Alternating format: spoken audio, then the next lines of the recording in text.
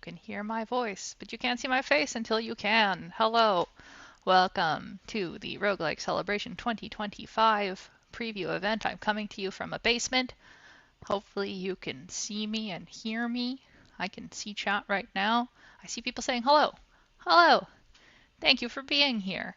I'm going to do some intro stuff before we get into our first exciting bit of programming for what is, on our end, a stress test. So thank you for being here to help us stress test this space. We have tried to make it worth your time by also getting some great speakers and me. I'm abusing my privileges to also give a talk, but it's a good talk, I promise. And since this is a stress test, you might find some issues with the social space that you are hopefully in right now.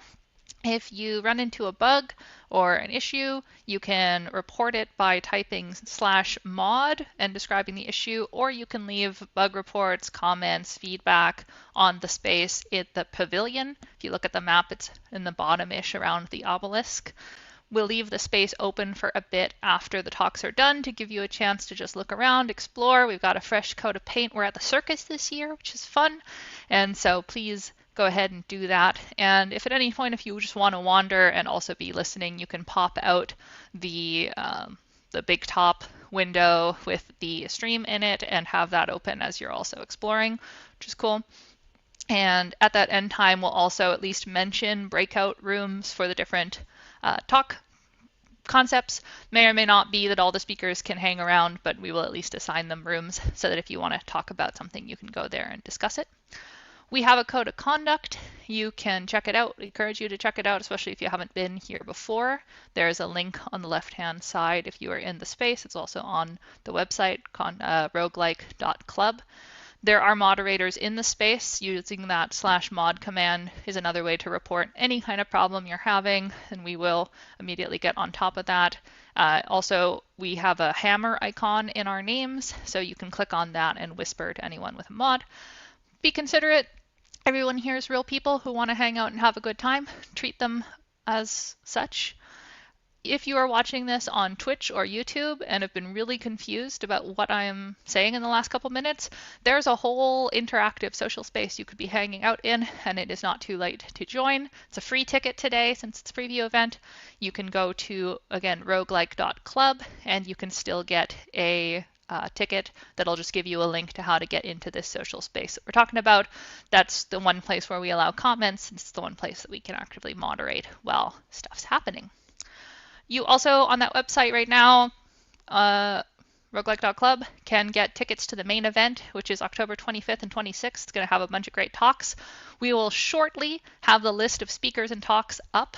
Might even be able to give you a preview at some point, but it's there, and we'll be sending it in our newsletter really, really soon. So if you want to be quick to find out who is talking, because there's some very exciting speakers, make sure to check that out and be subscribed to the newsletter.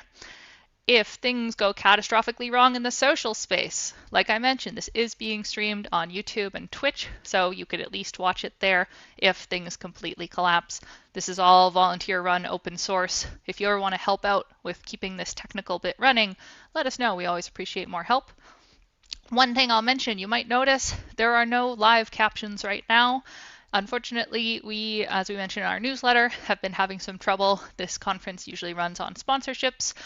Lately, people haven't had a lot of money to throw at funky little conferences like ours, so we're really thankful people pulled together and donated a lot, which was able to get us to a point where we could pay for live captioning, human captioning for the main event, but we weren't able to afford it for also this preview event, so apologies, we don't have live captioning right now. We will make sure that when these get uploaded to YouTube and Internet Archive after, we will make sure that the transcripts are good, but we don't have it live. Sorry about that. On that point, if you are able to support the conference, like I said, the tickets are available. They're pay what you can. So that is a very direct way to help support us. Or there is a donation link on the website. It might be broken right now. We're looking into it, but the tickets at least are available. So thank you. But also just if you're here, hanging out with us, helping test out the space, giving, interest and support to our speakers, hanging out with each other, telling your friends, that is all excellent support we really appreciate. Our schedule for today you can view in the left-hand sidebar, and on the website there's just going to be the three of them. We're going to start with a fireside chat with John Perry, and for that one especially, if you are in the big top, can submit questions. There's a little write a question button. I will be watching those while I'm talking to John, and you can upvote questions to try and hear answers to the ones that you like best. So please do that. And then when we have the other two talks from Ezra and from myself, you can also put questions up at any time. And if there is time to get into them, then we will grab questions from there. And a quick thank you when we have overlays to our overlay artist, Kristen. But I've gone 1 minute over and we have exciting guests. So without further ado, I'm going to be having a fireside chat with John Perry, who is a game designer who started out making freeware games in the 90s with Derek Yu under the label Black Eye Software, making games like Quibble Race, Diablo. Oh God, I should have practiced the names. Diabolica. Wait, I do know this. And the full-length Metroidvania Eternal Daughter. After a decade-long hiatus from games, John reemerged as a tabletop game designer, publishing titles like Air, Land, and Sea and Spots. And then in 2024, returned to video games with UFO 50, a collection of 50 video games across a wide variety of genres. Hello, John. Hello, it's good to be here. Yeah, thank you for coming. Did I miss anything? You want to add any introduction of who No, you are? no, you hit the main points. I'm happy with that. Cool. So yeah, we're going to do this fireside chat style. It's a little less formal than our like big talks, and it's just a chance to discuss, especially UFO 50. You know, we're fans of many of like most of the people who worked on that and many of the games in that collection. So yeah, like I said, people can submit questions, but we are also going to get into some discussion ourselves of some of the games. And I think I would actually, I'm going to start with the big one, I think, which is Mini and Max. Oh, sure. uh, which, for people who haven't played UFO 50, Mini and Max is an adventure platforming kind of game. You play as a girl named Minnie trapped in a closet with her dog Max, who learns to shrink down to a smaller size, transforming that tiny closet into a larger world with collectibles, items, NPCs, quests. It's like a whole open world game at that point, trying to escape the closet. And I think it's really creative, and it's one of the ones that has proc gen in a really specific way, since once you get to a small enough scale, the world is more procedural. And so I think that it's one of the ones that was a favorite in the collection for a lot of people. And so I'm really curious to start talking about that. And I think the first one is just like, what was your influence? This idea of like it's an open world game, but starting from this very small space is just such a neat idea. Like, where did that kernel come from? So I actually didn't set out to make an open world game. It just wanted to be that and turned into that, like, fairly early on in the process. But it didn't start there. I think I was playing with this idea of shrinking and what that could mean. And I realized like I wanted a game where you could shrink to multiple levels, and I realized very quickly that if you go too many levels deep, it very rapidly gets out of hand in terms of the amount of content that I would have to make to fill that space out.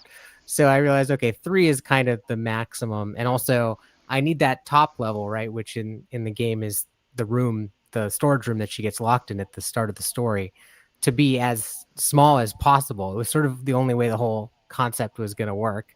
Mm-hmm. So that was almost out of necessity. And then from there, it was really the story that guided it. I was like, why is this person stuck in a closet? And I was thinking of, a lot of other stories that have this, somebody goes sort of from the world of the mundane into some strange alternate world, stuff like Wizard of Oz or Alice in Wonderland or that movie The Labyrinth, which I was a huge fan of when I was a kid, things like that.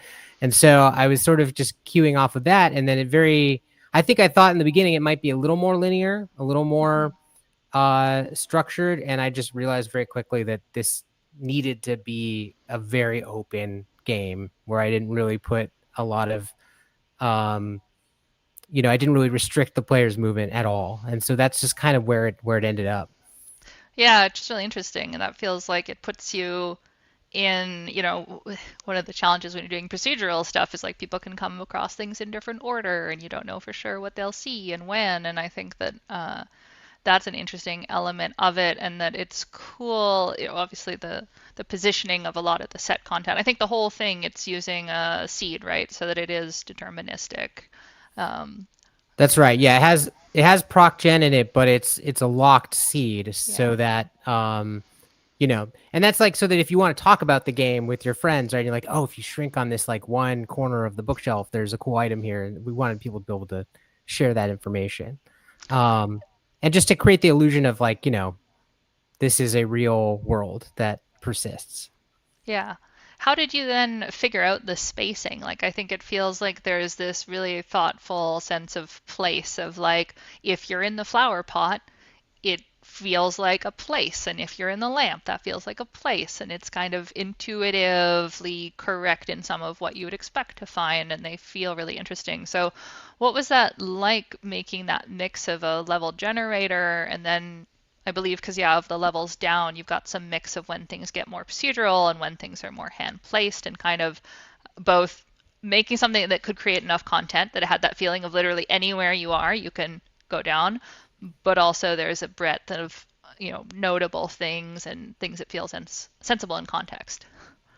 Oh gosh, yeah. I mean, So this game, identified pretty early on that sort of what you're touching on was the core experience, right? Was like that you could sort of go anywhere, stumble into any like random corner, just exploring blindly and actually find something, right? Like despite what you would think, there's actually something interesting there, and so I had to sort of like attack that from like two angles, right? And one was just a very classic, just sort of brute force, handcrafted content angle, which Paul and the team helped me a lot with because it was just a lot of stuff to make. And so I had these fairly flexible systems that I'd built for handling events and NPCs and stuff. But then also the proc gen side to just fill in all of these gaps, right? It would have been impossible to literally fill this whole space manually. But again, so that dictated so much of what the game needed to be. Like for example, the game has these upgrades in it. Like your character has many many upgrades, the kinds of things that you might see in like a Metroidvania game. Mm-hmm. But here they play a completely different role, right? Because we don't have that sort of lock and key thing that Metroidvania games have, or not so much.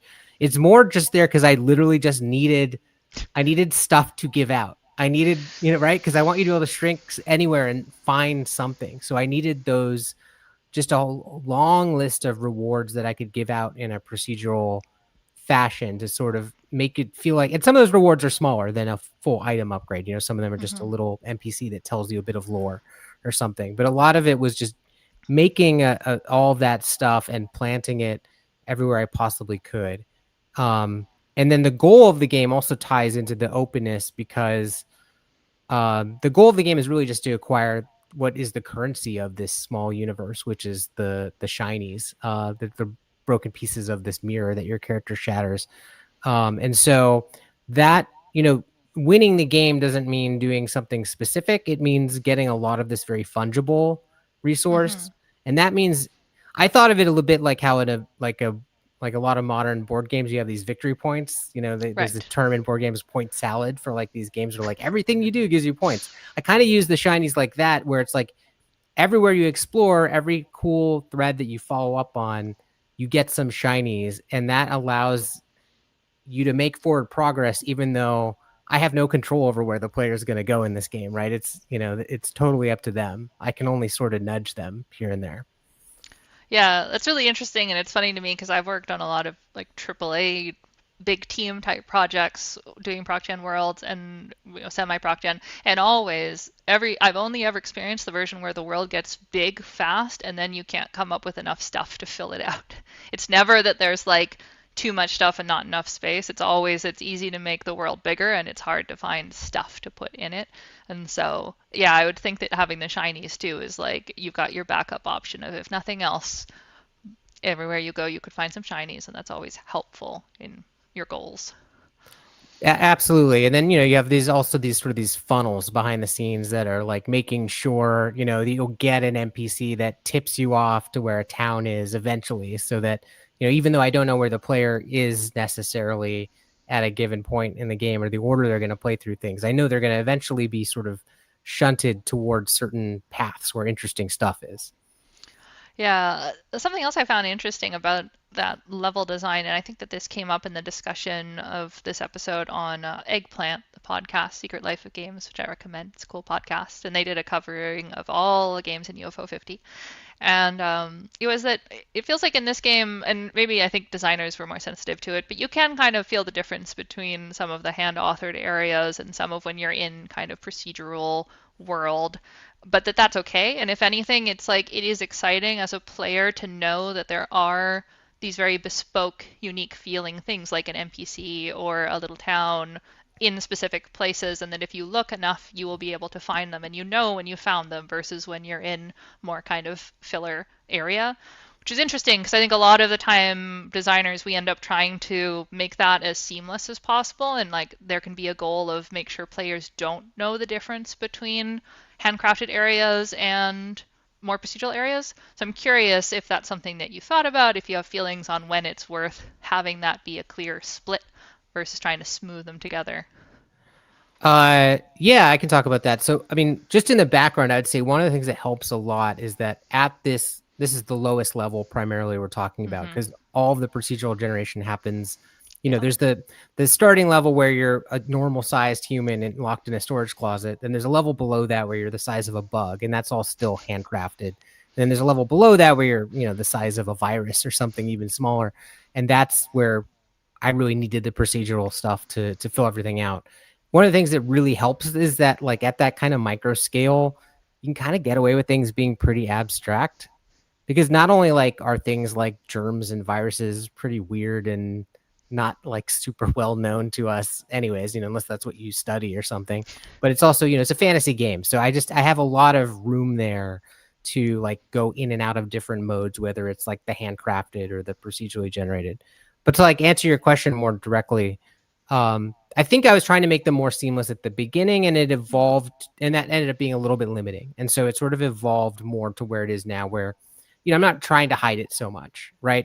If I had, it was, I think, making the handcrafted areas a little worse originally Mm. because I was restraining them too much to be like what was possible with the procedural generation, which, the benefit of the handcrafted stuff is you can do more. So I loosened up on that. I allowed like for more bespoke backgrounds and things. And also like when Eric did the score for this game, he actually calls out those special areas. So that's also Mm. signaling. I don't know if everyone picks up on that, but there's like a different music that usually plays when you enter an area that is handcrafted. And I think actually that is really key signposting because, otherwise you might wander into one of those areas, from one side of the screen, not think it's important and then Mm-hmm. leave before you get to the key part. So I do think those signals that you're in somewhere a little special helps. Yeah, that's great. And I always love a game that's willing to use kind of multiple techniques in multiple problem spaces of like, yeah, there's the different levels of shrinking. And so there's different kind of experiences, different expectations, and so you can use slightly different techniques. I'm gonna grab one audience question about Mini and Max. What's the deal with the sentient shiny star in the bottom left? Uh, Is it I almost a mean, narrative type question or but there's a lot of weird stuff happening in that room. I mean, I don't think it's any more or less weird than the other things. I think a lot of people are wondering if there's, what they should do with that mm, shiny. I don't know if I want to comment on that or not. okay, that's valid. Leave it mysterious. Uh, One other thing I wanted to mention, so one thing I really loved hearing people talk about Mini and Max is a sense of surprise. And it's kind of, I'm giving a talk later about surprise and suspense. And so it's something I've been thinking about a lot. And I think that it's delightful the way that, especially there's that reveal of, it's already kind of delightful to go from, little girl size to bug size. Eventually being able to do it again and go down to microbe size is like a moment that a lot of people found really, really compelling. Even though, and I think that isn't there a fake out at some point where it's almost like you think that you could do it again, but no, like that's the furthest it goes. And what I find interesting developing games that have these kind of surprises and where part of the fun is wondering, ooh, what's going to be possible, is how do you keep that feeling going and not disappoint? It's easy to set up the expectation of, wow, there could be so much stuff in this game, and then, you hit the point where you can't drink anymore, and maybe you feel like disappointed of it's gotten smaller. But I think that from the way people talk about Mini and Max, it mostly stays feeling like all kinds of things are possible, stays exciting. So I'm curious how you thought about some of those feelings of surprise and kind of sustained curiosity and how to make those payoffs keep feeling good throughout the game experience. So an interesting thing about that moment is that for a while, pretty long time, I think in the game's development, you could shrink down to that microscopic level immediately. It wasn't gated at Oh, all. And so it was only later that I realized that that was just such a nice thing to hold back and use to try to blow people's minds with later, right? Like after you've gotten a little deeper in. And I think it plays plus it was also like the game the other problem I was having, it was just way too overwhelming. The game is uh, already overwhelming to a degree, so it's like if I, you got to save that and let people explore one level for a little while first. So that was an odd thing. But in terms of like keeping it fresh, I mean, I'll be honest, there's a lot of just brute force stuff. I had to build a lot of systems. I had like, a lot of content had to be built with Paul's help. There's some tricks like at the micro scale, the procedural generation uses like a rarity system to mm, build. Each of those sort of levels are composed of these atoms, right? And the atoms are classified as like common, uncommon, and rare. Like I almost think of it like magic cards, actually. yeah, yeah. Um, and so like that, the rare stuff sort of like extends that tail, right? Like long after you've seen all the common and uncommon atoms, you might still stumble into a rare one now and then. There's also some logic that sort of like ensures that, you know, you don't encounter too much stuff too quickly, right? That some Hmm. of the key items and things are like reasonably spaced out, so I don't like spend all of that budget immediately.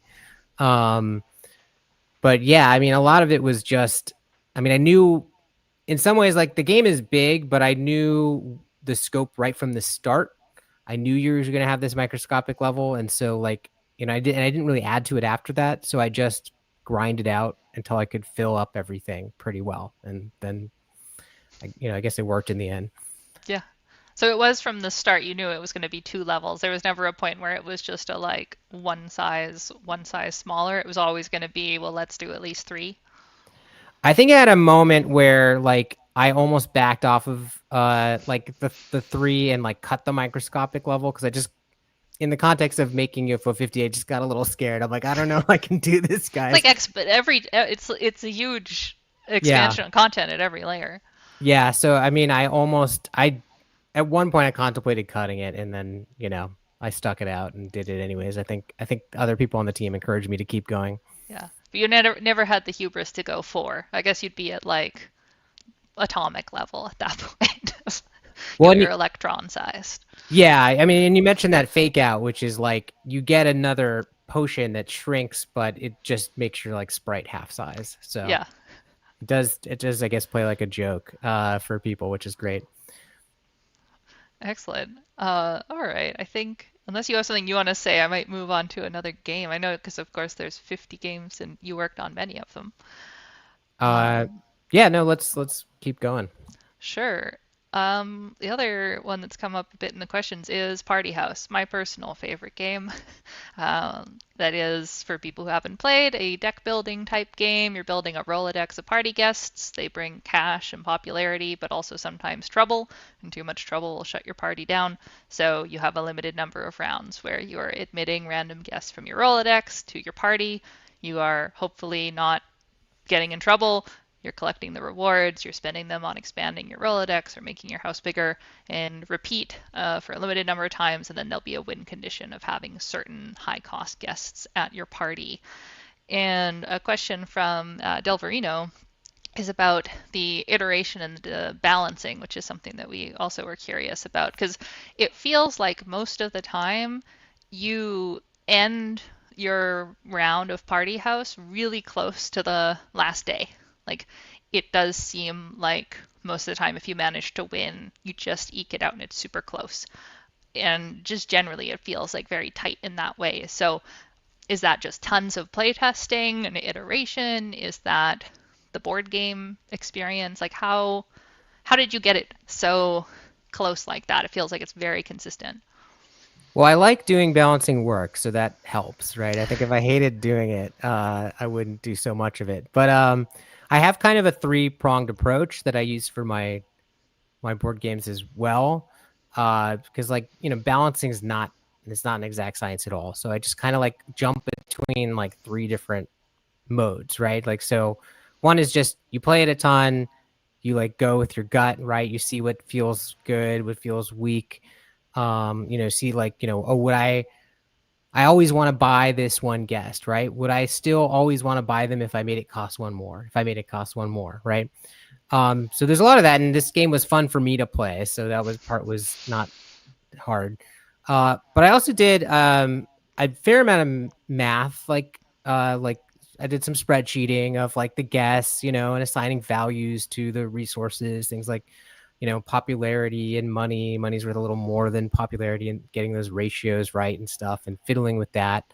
I think you can get lost in that stuff. It gets you close and it helps like identify problem areas, but like you can't solely use that math stuff. But I did use some of it.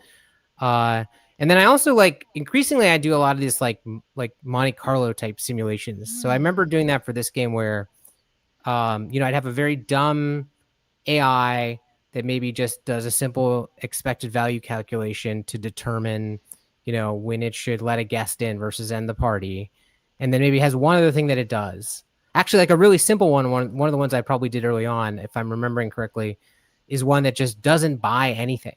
It just saves Mm. its popularity every turn and then tries to buy, aliens, which are like the main star guests that you need to win this game. And just running that simulation and seeing like, okay, how many days does that take? And if you can win using that strategy, that's bad, right? Like, because that's not fun. I want people to buy stuff, but like, just figuring out like, okay, how many days is that? That's like, your baseline if you have absolutely no strategy. And then I can try something like that again where, maybe I have them buy just one kind of guest, right? Mm-hmm. 4 copies of one kind of guest, and then see how that changes the number of days. So I'm using these 3 different things and I'm letting them sort of like reinforce and help each other. That's really interesting, and I guess that's also because John Harris brought up even the resource limits. So it's like you max out at 65 population and 30 cash, which are like really specific numbers, but also seem to feel really good. So is it similar of like arriving at those numbers through kind of ping-ponging between these and figuring out, okay, those are the limits that get you what you're wanting in terms of the day length or the feel. The 65 is funny, right? Because like I talk to other game designers about this sometimes, where it's like a lot of people like don't like to put those kinds of numbers in their games because it's just like, wouldn't 100 be nicer, But like sometimes the At right least a number is, round number, like. yeah, sometimes the right number is something like 65. I mean, in this case, like the number that I determined through like, testing and balancing was like the cost of the star guests. And that's Mm, what then determined that 65, just I for see. example. Because the purpose of that's a limit on how much popularity you can have, is to make it like if there was no limit, then you would just never buy the star guest that you need to win until you had all the popularity you needed to buy 4 at once, because they sort of do clog your Rolodex in this game. Yeah.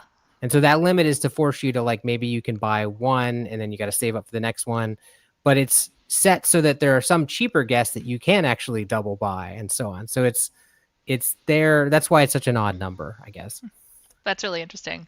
And was there ever like a board game version? Did you ever paper prototype it out, or was it something where it was just faster from the start to do it in spreadsheets and kind of digital form? Yeah, I didn't ever paper prototype this one. Yeah, I haven't really used a lot of paper prototyping for UFO 50. I mean, I think it's a cool thing to do. I might do it on a future project where it's not 50 games. I think with UFO 50, it's just like I gotta just start building it, because if I'm, if I'm not moving, that doesn't feel like there's even time to paper prototype with this kind of project. Yeah, yeah. No, that makes sense. One other thing too, it's kind of about balance. I think balance comes up a lot because it just feels so good in a party house. And another thing John Harris mentioned is that the game itself is like it feels kind of unfair. Like you can have that just the first three guests are all trouble, even from the beginning of the game, and there's no defense. You can, of course, then like put other guests in your Rolodex. You do have things like that, but it is completely random. You can just get really unlucky, which does feel like it makes it so that there isn't like a theoretically perfect kind of Rolodex. Like you always have the chance to just get really unlucky and have your, rooms be problems really fast. But at the same time, Jonah's saying that like can't think of a time of ever having a run that feels like it was purely lost because of bad luck. It does always feel like, oh, well, there are some things I could have done. So was that kind of feeling of the unfairness of the way that luck can just get you in a lot of trouble come up? Where did you kind of try and find that line between being able to get really unlucky, but then having enough room for strategy? So I mean, I really personally, my favorite games are games that are like a lot of luck and a lot of strategy in the same game. Mm-hmm. In practice, you know, I don't know if Party House is really any more or less unfair than like other card games with a lot of randomness. I think it's a real gut punch though in Party House, just the way that you experience it, because it's like you get those X's showing up at your party, and it's like very And then the painful. cops, you get the Yeah. sirens, and you're like, oh. Um, but yeah, I mean, you do. I guess this genre, like, it's a deck builder, but this is also a push your luck game, right? And so, in Mm-hmm. like a push your luck game, where when you bust, essentially you get nothing, is a very punishing thing. So there is like this, like there's a lot of these games in it that exist in tabletop, and they often need to mitigate the luck somehow. And so I am doing that in Party House in a few ways, right? Like one is just like the number of days matters a lot, right? Like there's the 25 days. Um, like randomness just doesn't impact you as like it tends to even out, right? If you Mm-hmm. have like enough chances at it, right? If the game was only a week, like 7 days, and you busted one of those times, that's 1/7 of your turns gone, right? So that 25 is being high enough is really important. Um, the troublemakers themselves have, unlike the other guests you start the game with, they have two popularity on them.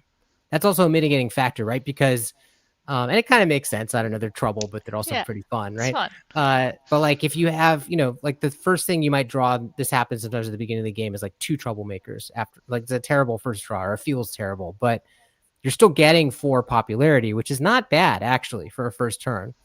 And then the last thing is I have this other final mechanism in the game where you get to, if you do bust, you get to ban somebody.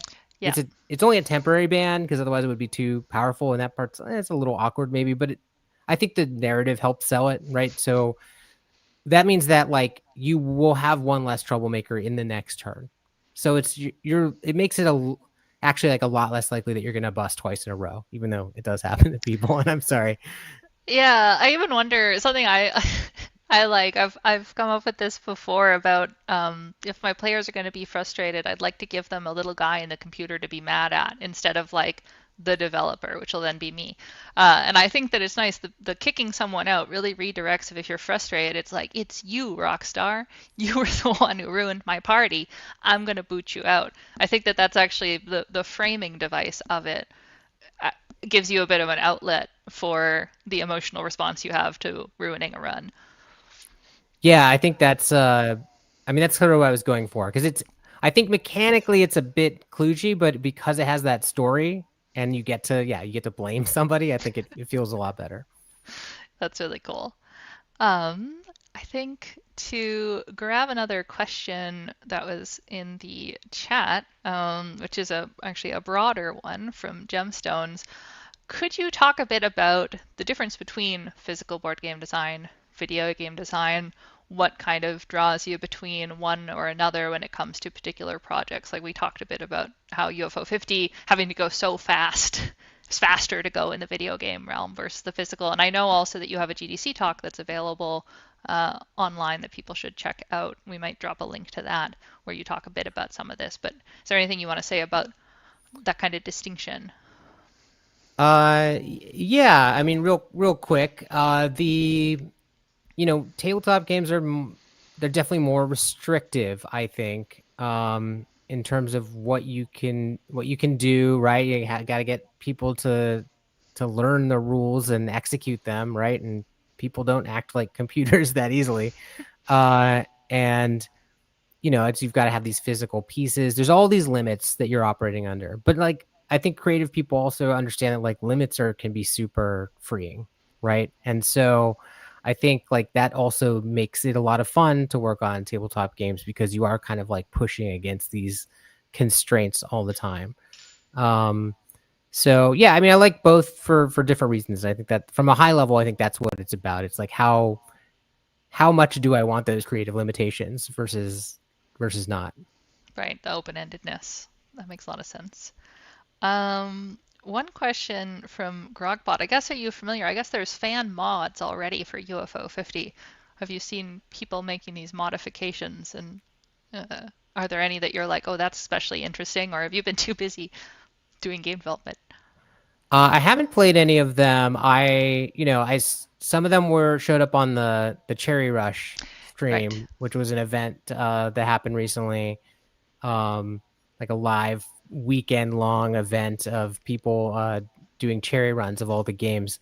So there were some mods featured in there. So I'm aware of them. I think it's awesome. I really like to see that that's happening. Um, yeah, I don't know. I mean, I try not to like look at it too closely also, Mm, because like I know there's like some party house mods and stuff, but like I guess I don't want to be like influenced by that if I decide to do mm. something else with the system or something. So I appreciate it, but kind of from afar. That makes sense. I think it's also when you are in the like creator to fan position, you can contribute. Like being too close can kind of also create some toxicity that if you start picking out your favorites and kind of engaging too closely, I think you can end up with a popularity contest feeling thing from the fan side versus it being its own community that can, you know, celebrate and be creative versus needing to get like your approval as the creator. Yeah, I think that's also a very good point. Yeah. Okay. I wanted to also ask a question about Planet Zoldath, which is a more like adventure game. You're navigating a procedurally generated landscape, collecting treasure and various tools, and dealing with hostile aliens. But the interesting thing is that their whole kind of behavior changes each run. So, which ones are hostile, what their attack patterns are, what resource they drop. Like, there's a lot more randomization in Planet Zoldath than in quite a few of the other games. And so, how did you think about the heuristic of like solvability and like preventing soft locks and something that has that degree of, you know, random enemy behavior, random placement, like how do you make sure that each run is still going to work and what does like the testing and iteration look like there? Well, so it wasn't with this game in particular, it wasn't like a super rigorous process. I mean, this is an early game, like narratively in the collection Yeah. of UFO 50, which are these games by this fictional company. This is like a narratively early game. Um, when I was making this game, I was sort of like role playing as if I was a developer who'd like just discovered Proc Gen and was like going a little nuts with it. And so I wanted the seeds to be a little wild and unbalanced. I don't mind if like sometimes you get an easy one, sometimes you get a hard one. Obviously, I do want them to be solvable though. So that I mean, to answer that question, the game has like a core system that is stable, which is the item system. That's really the core of the game. There's these like 8 items that always do the same thing. I mean, you don't know where they are, and you can only carry 2 at a time, but that is sort of like the foundation. And then there's a lot of structure built out from that. So um, in some ways, like the game is conceptualized under the hood a little bit like a Metroidvania, in the sense that like there are these like lock and key mechanisms, right? Like you'll encounter like an area that you can't get through, and there is like some item that will get you through it. But in order to make it not feel too like constrained, and also just like as an insurance plan to make sure it's solvable, almost all of those gates you encounter have multiple solutions to get Mm, past them. And so I thought of it as like there's like they'll have like a primary solution. So there you'll see these crystals in the game that can block your path. And like the primary way to get rid of the crystals is to like find the nail gun and break them. Uh, but you can also like there's like also a weirder path that you can take that's like a two-step path that requires having two items, right? Where you can use the metamorpher to like change the crystals into something else, and then you can safely detonate them with a bomb. So I try to put in like all of these secondary ways through the gates that required a little more effort or cleverness. Um, and that was one of the ways I tried to ensure that like it was still solvable. right. Um, that and there was just a lot of logic and structure under the surface, like determining that like how all of those like gates and keys are set up, right? Right. Right. So maybe something like layered of putting some gates down before putting the keys down or things like that. Uh, yeah. So like, there's always Um, so there's like one like the goal of the game from like a high level is like to find these like three map pieces, right? Hmm. So, but they're always like the game really is pretty structured, right? So like one map piece is always in the dungeon. The dungeon Right. is always behind like there's always at least two gates within the dungeon, right? And then the dungeon itself is always like behind like yet another gate. And so then I have to find those keys, place them, but then also have to make sure that I'm not putting them inside the dungeon, right? Yeah. Like that's the main thing. You don't want to lock the keys in the car, so to speak, Right. right? That makes a lot of sense. And I like, you mentioned too that there's a framing mechanism for the entire collection about this fictional game development company and watching them as developers kind of grow and go through the highs and lows of game development. And I like how that's come up and come up too with the framing of Party House of how that really impacts people's reaction. Like I think that it's really yeah, I think it must have been a lot of fun to be able to, as someone who's been a designer for longer, go back and like role play someone discovering ProcGen for the first time. And that's a fun framing device that then gives you a lot of freedom of like, well maybe the consistency of the runs isn't as polished as you might expect. But that's okay because the point is that, you're seeing someone for the first time getting to throw a bunch of randomness in there and see what shakes out, and like almost the point is for it to feel a little bit rougher. Yeah, I mean that was a fun aspect of the project. I mean, I think Zoldath is the main game where I did that pretty consciously. Um of like actually sort of like imagining I was the developer. But yeah, I mean that was, always looking for those connections like between the games and between the games and the meta story and all of that. Yeah, and do you think that I guess I'm just curious, going through that process of making so many games with that small team over what I think 9 years, like how do you think that's influenced you kind of as a developer going forward of getting to have the ability to switch between all these different genres and yeah, like personifying this whole like a fictional developer and all within this context? Like it is different than making that amount of games discreetly in the same amount of time, this like cohesion of it. Is that something that you think has given you a different kind of angle or something as a takeaway that feels unique to this style of collection versus making discrete however many games in 9 years? I don't remember 13, however many you were kind of lead designer on. Uh, I Who forget. knows? It depends how you. A big Uh, number. yeah, I mean it's about a third of the collection, however you count. But also like I mean everything's so collaborative, it's kind of hard Yeah. to say. But yeah, I mean, well, for one thing, you learn a lot if you do this, right? Like, I don't know that I recommend it, but obviously, spending 9 years making all these different genres, including genres that I was not, maybe don't come as naturally to me, right? Because I didn't want to repeat myself. So, I mean, there's a fair amount of board gamey strategy things in here, but I stretched myself and did other stuff too, and like getting to do that, you learn a lot. Um, I think the challenge going forward is like, how do I take the good parts of this, right, which is that it was very freeing in some ways, right? Because we have this framing context that's very freeing, like we just talked about. Because no single game has to carry the whole thing, right? So you can be a little more experimental. You can make some odder choices. Like, how can I sort of take that, just that fun of just that comes with that, right? Of just being able to experiment so much and like take that into a future project. I'm not sure how to do that yet, but I guess I'll find out. Yeah. There's one other hyper-specific question. If you don't remember it or if it wasn't your design decision, then that's okay. But Adam Dolan asks about Lords of Disconia and how the game picks which units get to move in a particular turn and how that particular design element was decided on. Do you remember? Yeah, there's a simple queue system. So like if I think you 8 units is the max. By default, you can only pick from 3. The Mm. original order is just straight up random. I mean, I toyed with other methods, but it's like I don't know. You got to really pick your battles when you're making like a 2-button controller strategy game, right? In terms of Yeah, like, where you're going to like give the player extra decisions. So it's just like a random order of your units. Um, and you get to pick from the first 3 at the front of the queue, and then the one you pick goes to the back of the line, basically. right.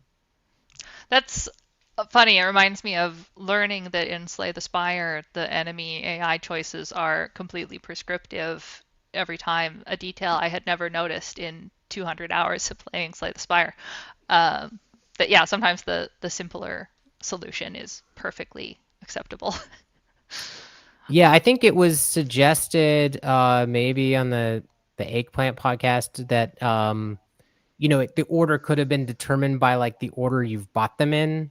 Mm-hmm. But then, you got to be careful with stuff like that because now it's like, okay, when I'm buying things, I've got to keep in the back of my mind, like if I'm buying them in the right optimal order. So, sometimes random is just the best way to like allow the player to relax, right? Yeah, Like, yeah, taking the um, decision out of their hands entirely. yeah. Whereas like Slay the Spire, I think is making it sounds like I actually didn't know that either. To be honest, Right. has taken the opposite like decision, right? Like they've made it like very predictable so that you players can think about it more if they want. Yeah, and I think that the really high level players do.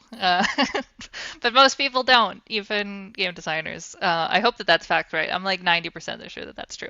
Yeah, I think that that's really cool. And I think, too, again, with the framing of like when you have a collection of 50 games, people are probably coming into it more wanting to play a game for a little while, get the sense of it, and then play something else versus if they just bought the one game and they're going to go deep. So I think it makes a lot of sense to be really aware of how much you're asking of them to be able to really engage with one of those games in those collection. Even though I know they're not mini games, they are all meant to be a game unto themselves.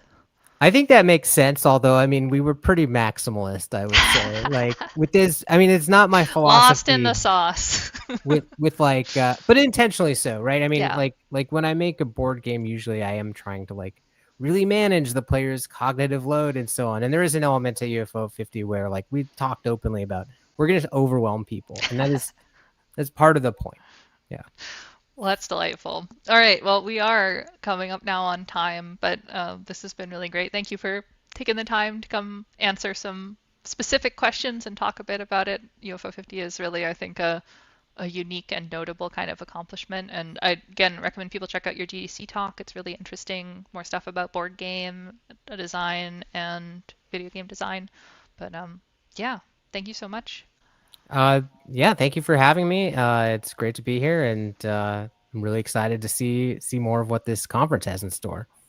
Yeah, definitely. And I guess if you're able to hang around in the social space, then at the end of everything, people can chat. But if not, then it's still been great to have you.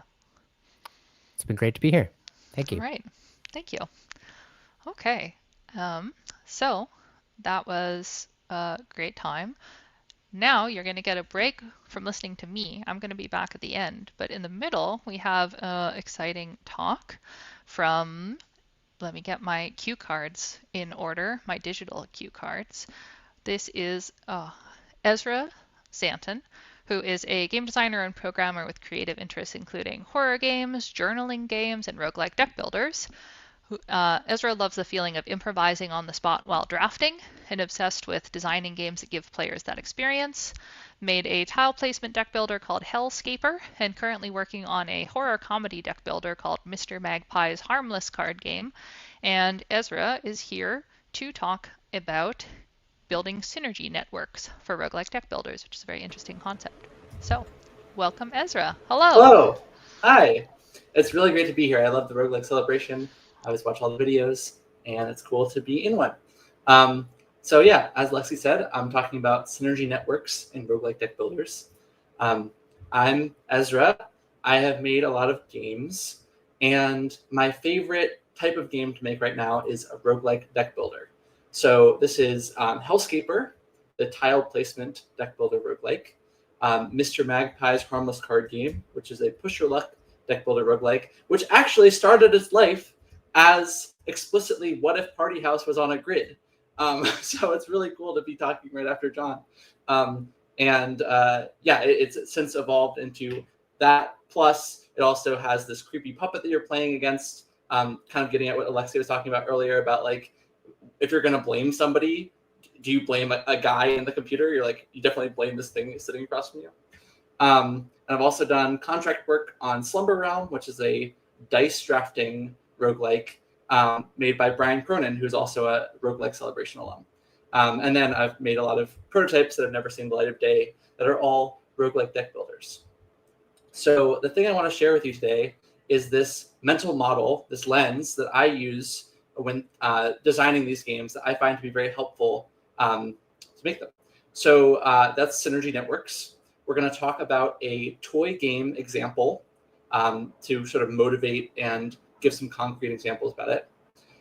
We're going to talk about what makes a good synergy network for some definition of good that we're about to come up with. And then we're going to talk about how to build these networks, both in a succinct way in terms of the text on the cards and for all skill levels. So from beginner to intermediate to expert. During this talk, I'm assuming that we share these design goals. If we do, then this talk should be useful to you, even if you're not making exactly a roguelike deck builder. If we don't share these, then I hope the talk will still be interesting, but you probably don't want to follow the things I'm about to say. So those goals are improvisational play. I love the feeling of like kind of improvising with the game, taking what the game is giving me and making the best of it. That's as opposed to being able to have a strategy going into the game. That would not be improvisational play. And then depth. Depth is, how long a player can play and still keep learning, how many skill levels there are, how long someone could describe an optimal way to play, or how long they would need to take to describe that. That's sort of a simplified version of depth. I find Frank Lance's treatment of the subject really interesting and illuminating. I've left some links in the corner of this screen to some of his articles. I think we could probably share that in the description for the YouTube video later as well. But I recommend taking a look at those if you're curious. And then the last bullet point here is generating stories.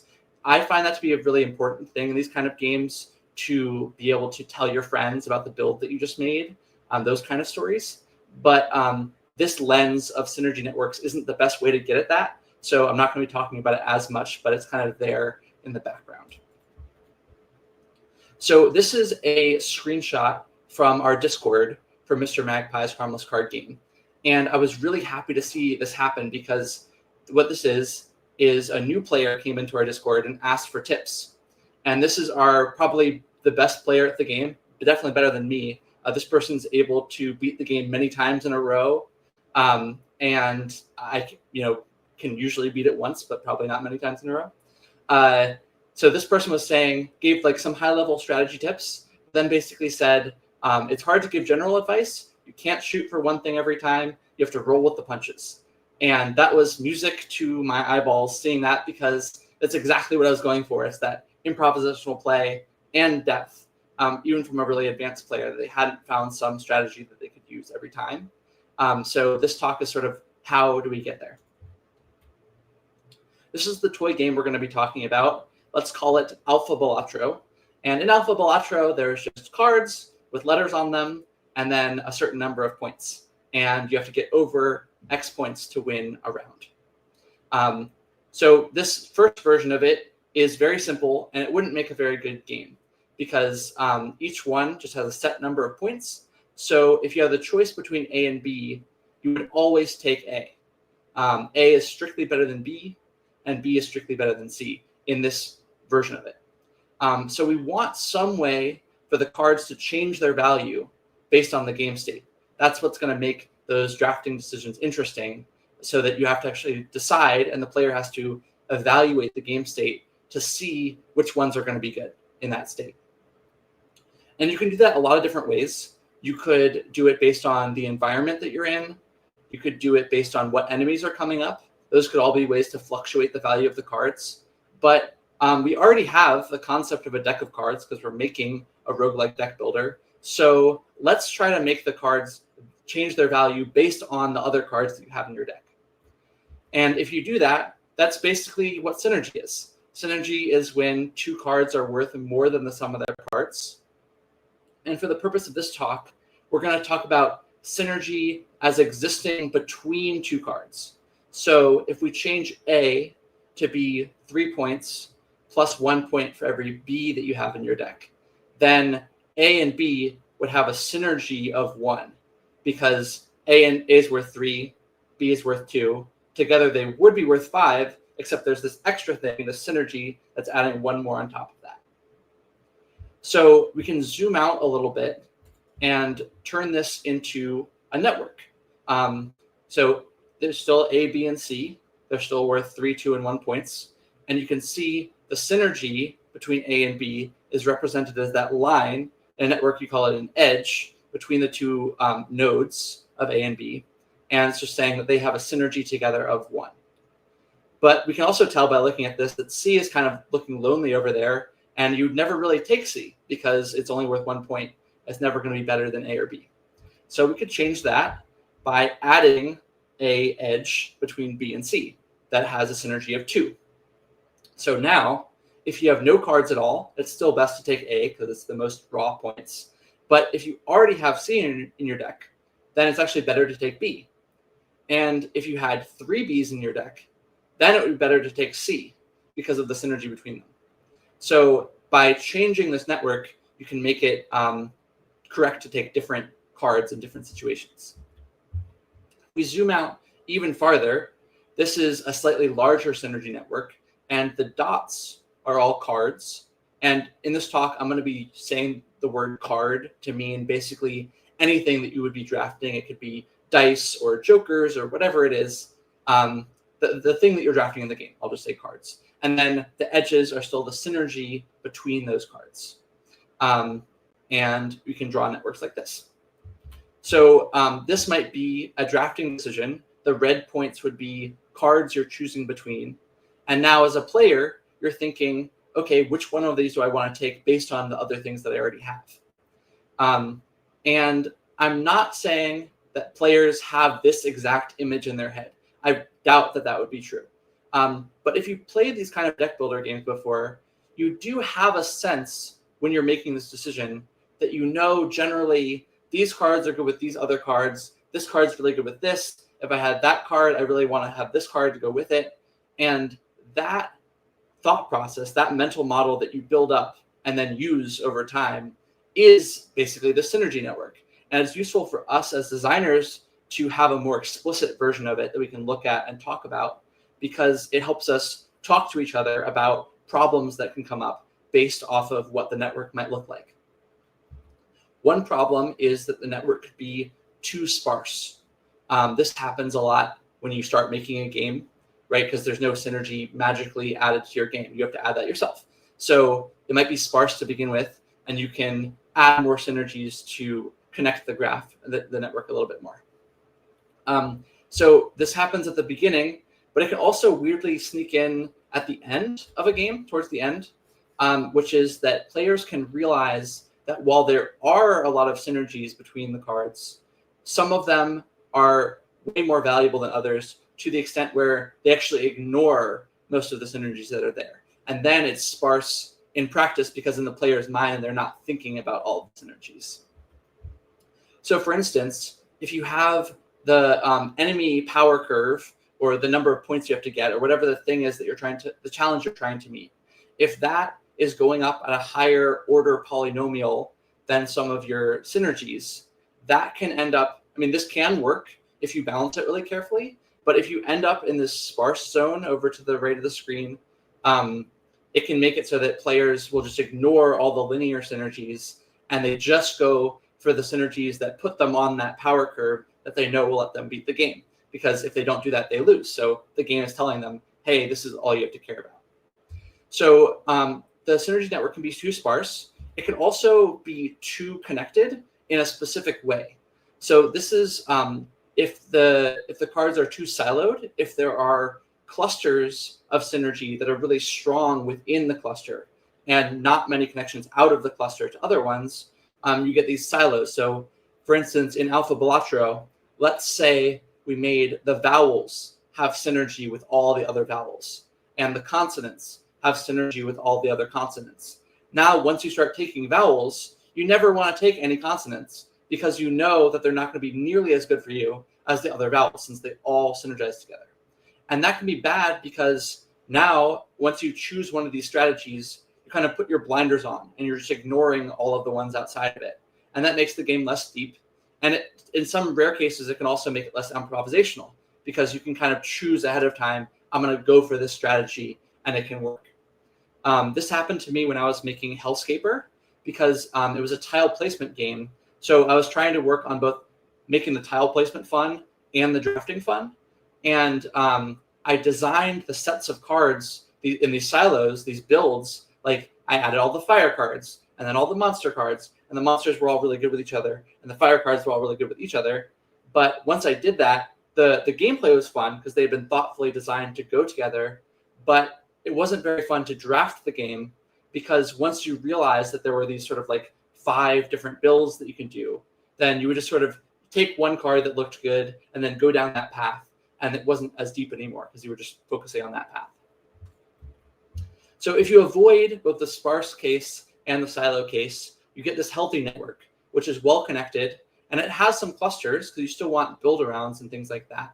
But the clusters are weak enough, and they're connected to each other in a way that players can still think about, well, maybe it's worth branching out into this, or maybe I should pivot into this other strategy, because there are those pivot points between the clusters.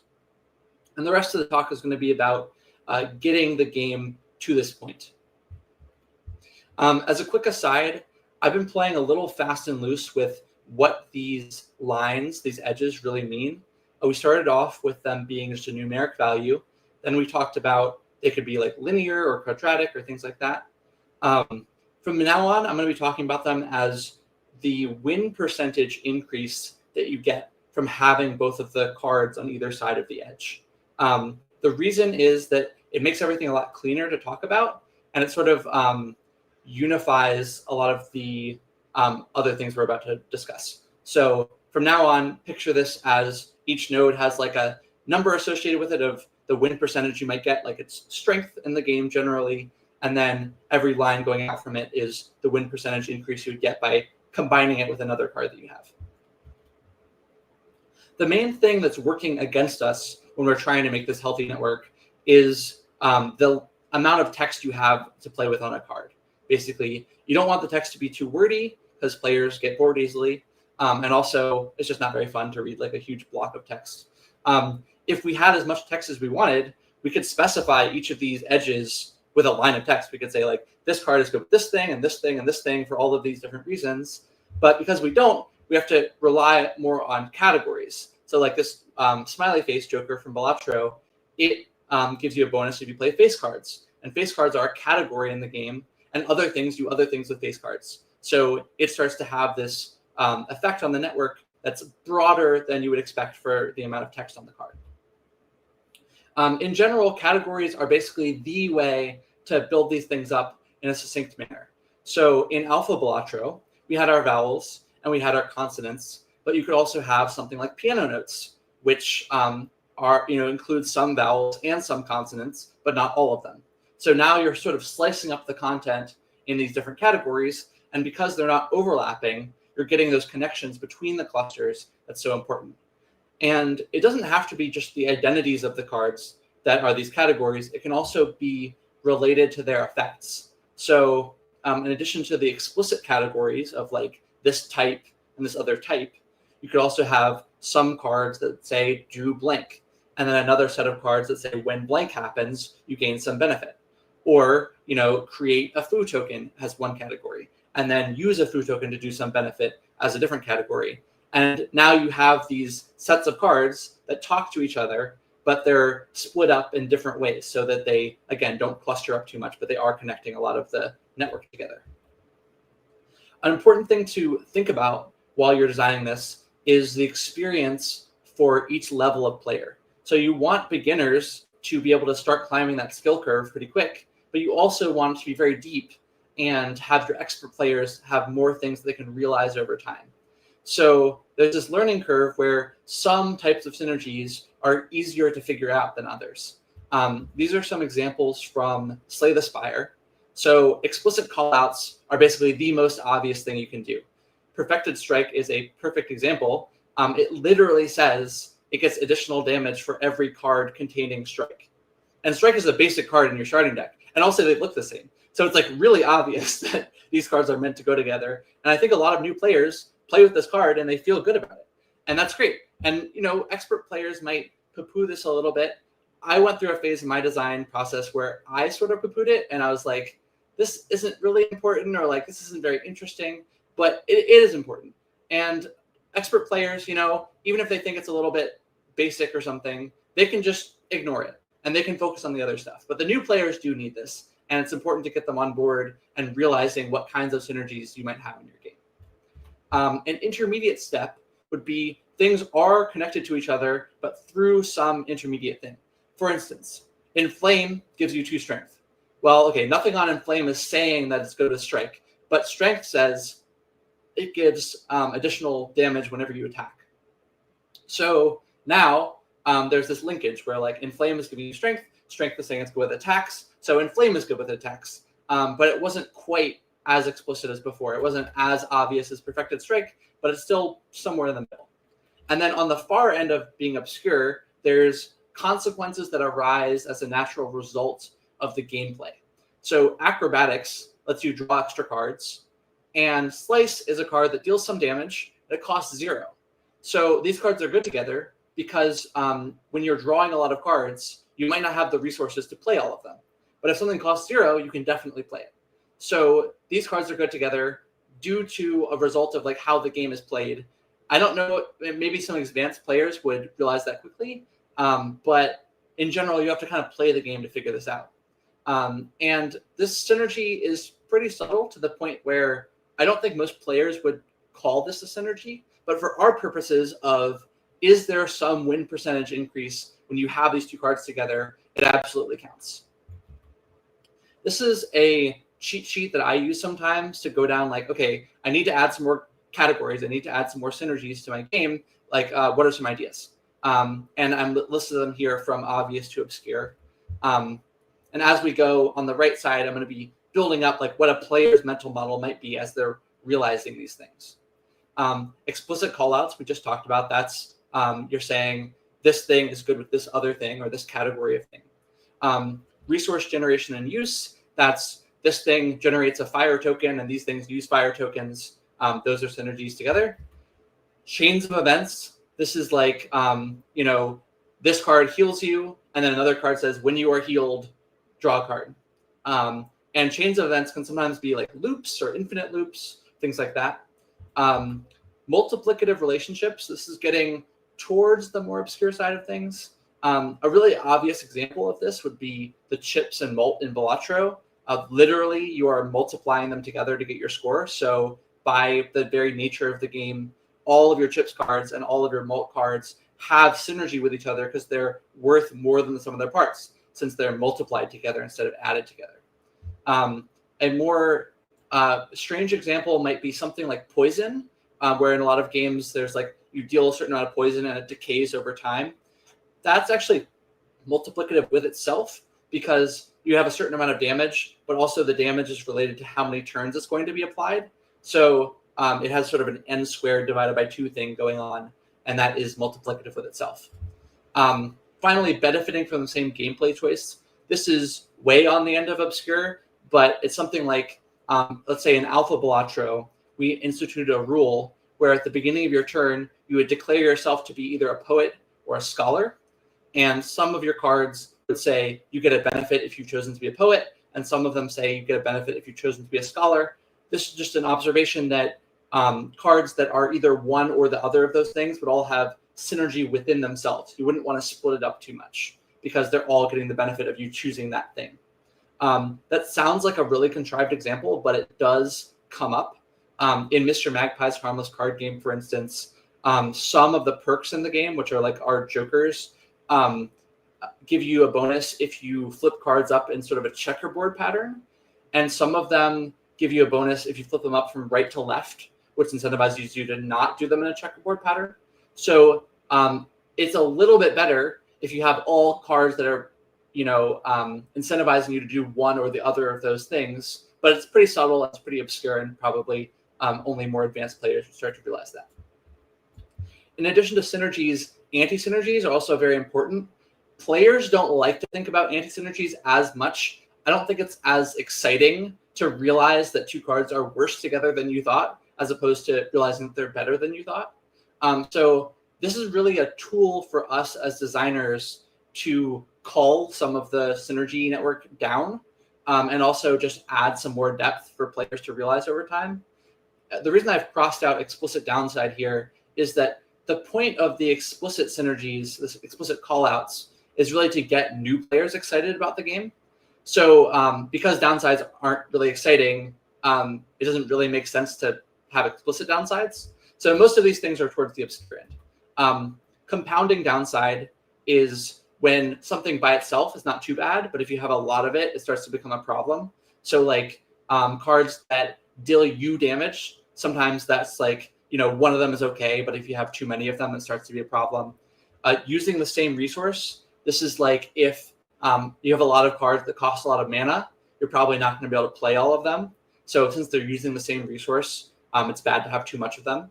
Diminishing returns is something like defense, where you only really need enough defense to defend against whatever's attacking you, and anything above that is not useful. So you would want to not have too many defense cards. You want to mix it up and have some other cards as well. And then promoting conflicting gameplay choices, that's just the opposite of benefiting the same gameplay choice. And you can see here that basically these anti-synergies are taking away edges from the synergy network in our player's mental model that we're picturing here. And another just little pedantic note here, the lines that we're using are really, if we were completely mathematically correct, every edge would be fully connected, every node would be fully connected to every other node. And a lot of them would just be near zero or a little bit negative. So when I'm drawing these, really we're talking about when they're positive win percentage increases above a certain point, we're kind of thresholding it, because that lines up closer to what players are going to be thinking about when they're playing the game. Now that we understand about synergy networks, there's a couple of fun things that we can do to mix it up. So for instance, card packs. Starvaders does this. Super Auto Pets does this. There's actually Party House also does this with the randomized game mode, where you're adding in different nodes. And these nodes together, what are they doing? And these other nodes together, what are they doing? They're sort of giving players a chance to learn a new synergy network out of the same cards due to the other cards that are around them in the pool. New characters are similar for this, where like in Slay the Spire, there's a base set of cards, and then additional cards are added in for each character. Rules changes is another way to do this. Like in Dicey Dungeons, the characters use pretty much the same equipment across them. There's some slight differences, but really the rules of the game change, and that changes how you evaluate the different equipment. So in terms of takeaways, categories are your friend. Find lots of ways to slice up your card set in different ways. Make sure to include synergies from obvious to obscure so you can support all these different levels of play. Make sure your network's not too sparse, but it's also not siloed. And when you're thinking about the sparseness, make sure that you're accounting for goal scaling and players sort of discounting the not very powerful or synergies that won't let them win the game. So that's my talk, basically. There's a little bit of future work I want to suggest anyone here to run with if they're interested. Building synergy networks using analytics. I think this would be totally fascinating to try to build this up analytically, to be like, okay, players are taking these two cards together, and when they do that, they have this win percentage. And you could mathematically create the synergy network and maybe use it to diagnose whether the game is acting the way you want it to. We're going to try doing that in Mr. Magpie's Harmless Card Game. We haven't set it up yet. And also, I'm not a statistician. So if anyone else wanted to give it a go, I would be all for it. Synergies between 3 or more cards. This talk basically assumed that synergy only existed between 2 cards at a time, which is a bit of a simplification because sometimes there's like combos where if you have 3 cards, they're really good together, but on their own, any 2 of them aren't that good. So I'd be curious to see what anyone did with that. And then this is the most exciting thing to me. If someone could use a real world network as the content for a roguelike deck builder. So either maybe like Wikipedia pages and the links between them, Google Maps and like the distances between cities, or IMDb and actors and movies that they're part of. I think that would be really cool. And it would give you a way to make a game like this without making all the content, because it would exist for you in the real world and have mental models for players to piggyback off of already. I think the hard part of this would be finding a rule set that allows you to translate the qualities of that network into the game in a way that would make sense. But I think if you could do it, it would be really interesting. So that's my talk. Thank you very much for coming. I'm Ezra Zanton. You can find me everywhere on the internet with that. It's a very unique name. This is my email, ezrazanton@yahoo.com. Please message me if you want to chat. I'm also going to be in the breakout rooms here in a little bit. And yeah, to chat about any of this stuff, I love talking about it, obviously. And also, if you want to do more than chat, if you want to hire me to do some contract work, I love working on these kind of games. So yeah, hit me up. And I think we might have a couple minutes for Q&A here. Yeah, thank you so much. This is going to be such a useful reference talk. I really appreciate it. And one thing I also just want to mention, because I don't know if you've seen it, but it's probably good. So the Slay the Spire team did a talk called Metrics-Driven Design and Balance. Yeah, where they talk about, they literally were using analytics. I don't think they took the step of then doing the synergy web, but like, it's a known fact that analytics was a big part of Slay the Spire and how they got the balance that they do, and they think about win rates and stuff like that. Yeah, definitely. Yeah. We do have one question, so I want to make sure to answer that from GrogPod. Hey, GrogPod. How much from graph or network theory should or can be used for the synergy design versus the more just like design by feel? Right. Where is that kind of balance point between the hardcore, the math, and the like gut? Yeah, I would consider that to be an open question. I'm using this a little bit loosey-goosey. Like, I didn't use any real math in my talk. It's kind of more a design lens that I used to think about it. But I do think that it could work with like actual real math underlying it. And I would really encourage anyone to try it if they're interested. I'm also curious, when you've been applying this kind of concept yourself, at what stages in development? Like, do you start out really early on, building kind of here's a type of shape of synergy graph I'd like? Is it a kind of check point now and then, or something kind of near the end? Like, when do you go from kind of traditional design to like, let me lay this out into a synergy web? Yeah. It's been in the past for me like more of a check where I'm like, okay, is this feeling the way I want it to? And if not, like, what are the ways that's failing? And should I add more, or should I weaken them, or whatever it is? I think that going forward, I might try to do it earlier in the process. Like I was saying about building in mechanics that have those natural multiplicative effects is a really easy way to get some of these things going in a simple way that players can understand. So Mr. Magpie's Harmless Card Game has the like multiplier and money thing that helps a lot with that. But I wasn't explicitly thinking about this when I came up with that. It was more like, Blotcher does this. I'm curious about how it would work on our game. And then it went from there. Yeah. Yeah, that makes a lot of sense. And it's often a useful design exercise to apply things to other games you like. So I could totally see, it's like, I've done that. I've did a Stardew Valley where I'm like, let me graph out the progression of Stardew Valley, because I'm working on a progression system and I like Right. how theirs feels. So it makes sense to sometimes take a different game and break it down into a format like this. Yeah, Totally. exactly. Okay, well, excellent. Thank you so much. It's a fantastic talk. Thank you for coming to the preview event. I'm really glad we get this one in our own vault for reference, and hopefully we'll see you around during the main event. Yeah, I'll definitely be there, and I'll be around in the breakout rooms after this. Excellent. Thank you.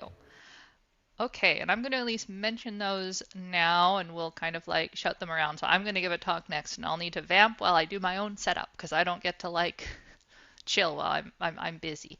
But I'll set up in a second.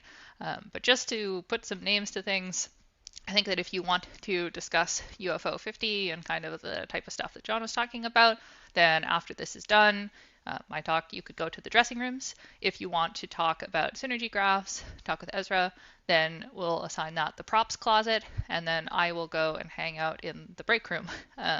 So yes, but now, please, I can do two things at once. So I'm going to vamp while I set up my own slides. Because, yeah, I thankfully got the chance to include a talk of my own. At this point, it went through the same review process as everyone else, I promise. But yes, please briefly hold while I do this. That's the wrong window. How are people doing today? Maybe I shouldn't vamp while I do this.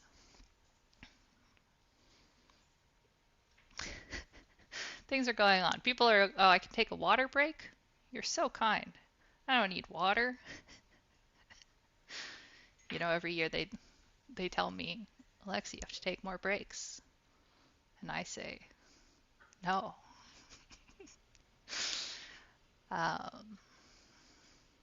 Okay, we're going to be doing this. We're going to be doing this. I'm going to, oh, there's so many tabs. But that was a great talk.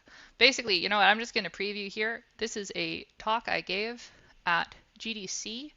And you are getting it for free. That's part of what we're doing here, is that I gave this talk at the Game Developers Conference this last year, and while it was recorded, it cost a lot of money if you wanted to be actually getting to see it. And I like people not having to pay a lot of money to access useful information. And so I'm going to be, am I sharing the wrong tab? Is it the right tab? Okay, I was over there doing back of house. So I'm going to be sharing that information for free. Okay, do we look all good? Correct slides are being shared. Okay, I'm getting thumbs up. So we'll start this properly. Thank you. So this is Designing for System Suspense, Open Source Edition. Because as I was saying, this is a talk that was given at the Game Developers Conference this last year. It was well received. I think it's a cool talk. I think it's very relevant to the Roguelike Celebration community.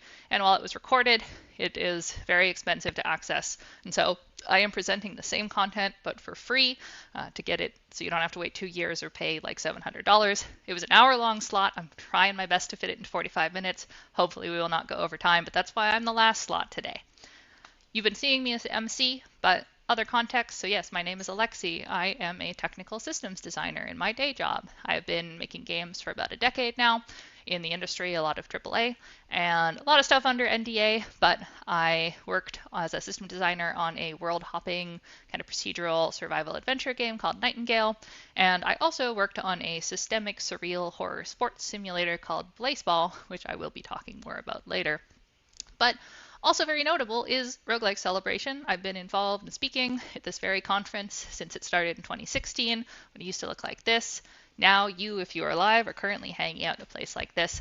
And the conversations I've had, the peers that I've gotten to know through Roguelike Celebration over the last 10 years have been very influential in my design thinking. But you're here for System Suspense, a concept that I hope you find intriguing and maybe you have a sense of, but I'm going to start out by just giving kind of an example of the type of thing I'm talking about, using Caves of Cud as an example. You should be familiar with Caves of Cud. If you're not, it's kind of a roguelike RPG video game. It's very cool. So say you're playing Caves of Cud. You're new to it. You open it up. Pretty standard stuff. You've got attributes screen. You've got an inventory screen. It's got a different layout. Looks like a normal RPG. But it's got some special stuff. You have mutations. You can get a mental mutation that lets you dominate another creature, project your brain into its body. Okay, sounds pretty cool. So you're a new player, you try it on an early game enemy, a Snapjaw. It's kind of a hyena person. And one thing that's interesting about that, so you dominate the Snapjaw, it occurs to you could open up those same screens. You can still open your inventory and your attributes, and now they're showing the Snapjaw's stats and abilities and equipment, which is kind of interesting that you actually get to see this knowledge that would normally be hidden from you. But it's not too weird. Except, it might occur to you, there's a lot of very strange creatures in Caves of Cud. They're not all bipedal even. Like, what if it's something like a cave spider? What would that look like? And so you dominate a cave spider, and wow, now if you look at that inventory screen, it's very different. You have very different body parts. You have pseudopods, and that itself might make you think, well, like, wait a minute, is every single creature in the game going to have like a full layout just because maybe I'm going to dominate them? But it gets even wilder than that. There's an item in the game called Spray-A-Brain. It does what it says. You go up to an inanimate object, like a door, you spray it, you give it a brain, you imbue it with life, you can have a conversation with it. Can you dominate it? Yes. You now are inhabiting a newly sentient door, and you can look at its inventory, and you can equip things, and you can see how much damage it does to cudgel with a doorknob. And this is where I think you're feeling like, well, what is even possible in this game? How much can I do with these systems? This was just one of like 100 mutations, and it ended up doing all of this stuff.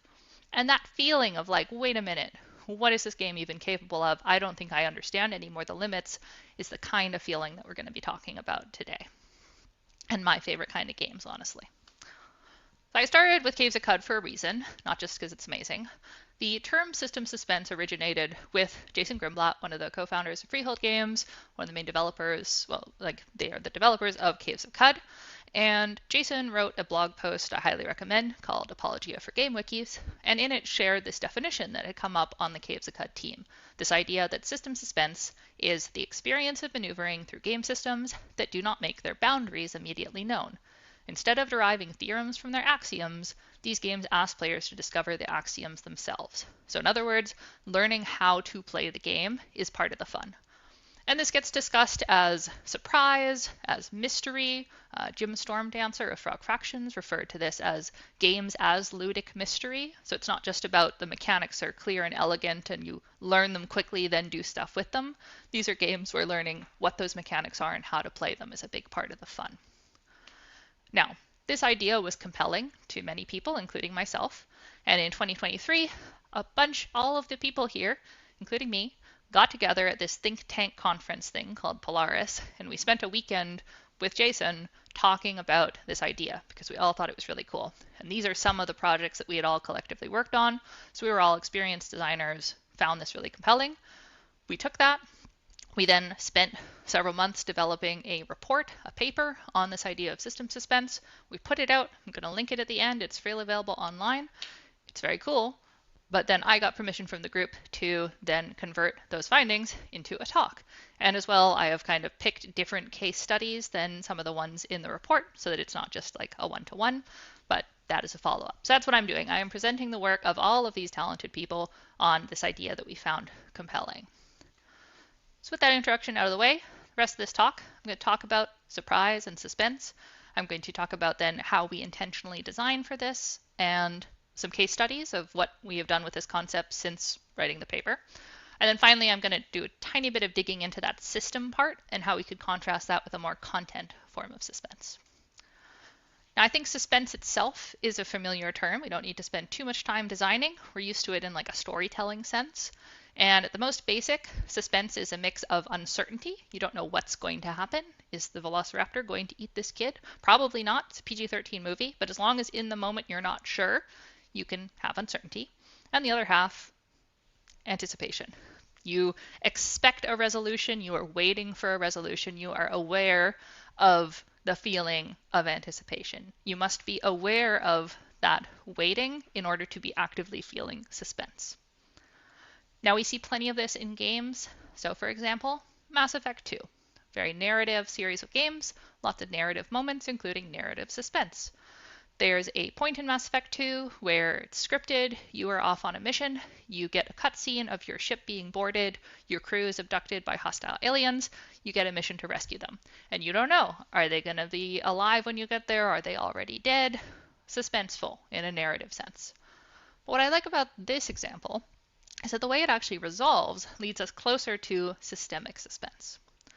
Because the thing is, Mass Effect is a narrative-heavy game, and basically all of the mechanics in terms of decision points and things come down to conversation options. You have a wheel, you pick things. There are some systems that limit what options are on the wheel, like there's kind of an alignment system, and so you maybe can't pick a particular option unless your alignment's a certain value. But most of the time, if something happens in the game, it's because at some point you picked a dialogue option. It could be short-term consequence, could be long-term consequence, but that's what it comes down to. Except this particular mission, when your crew is kidnapped, whether or not they're dead does not depend on a dialogue choice. What it depends on is literally how fast you got there. There is an invisible counter that starts ticking up after that cutscene every time you go on a different mission.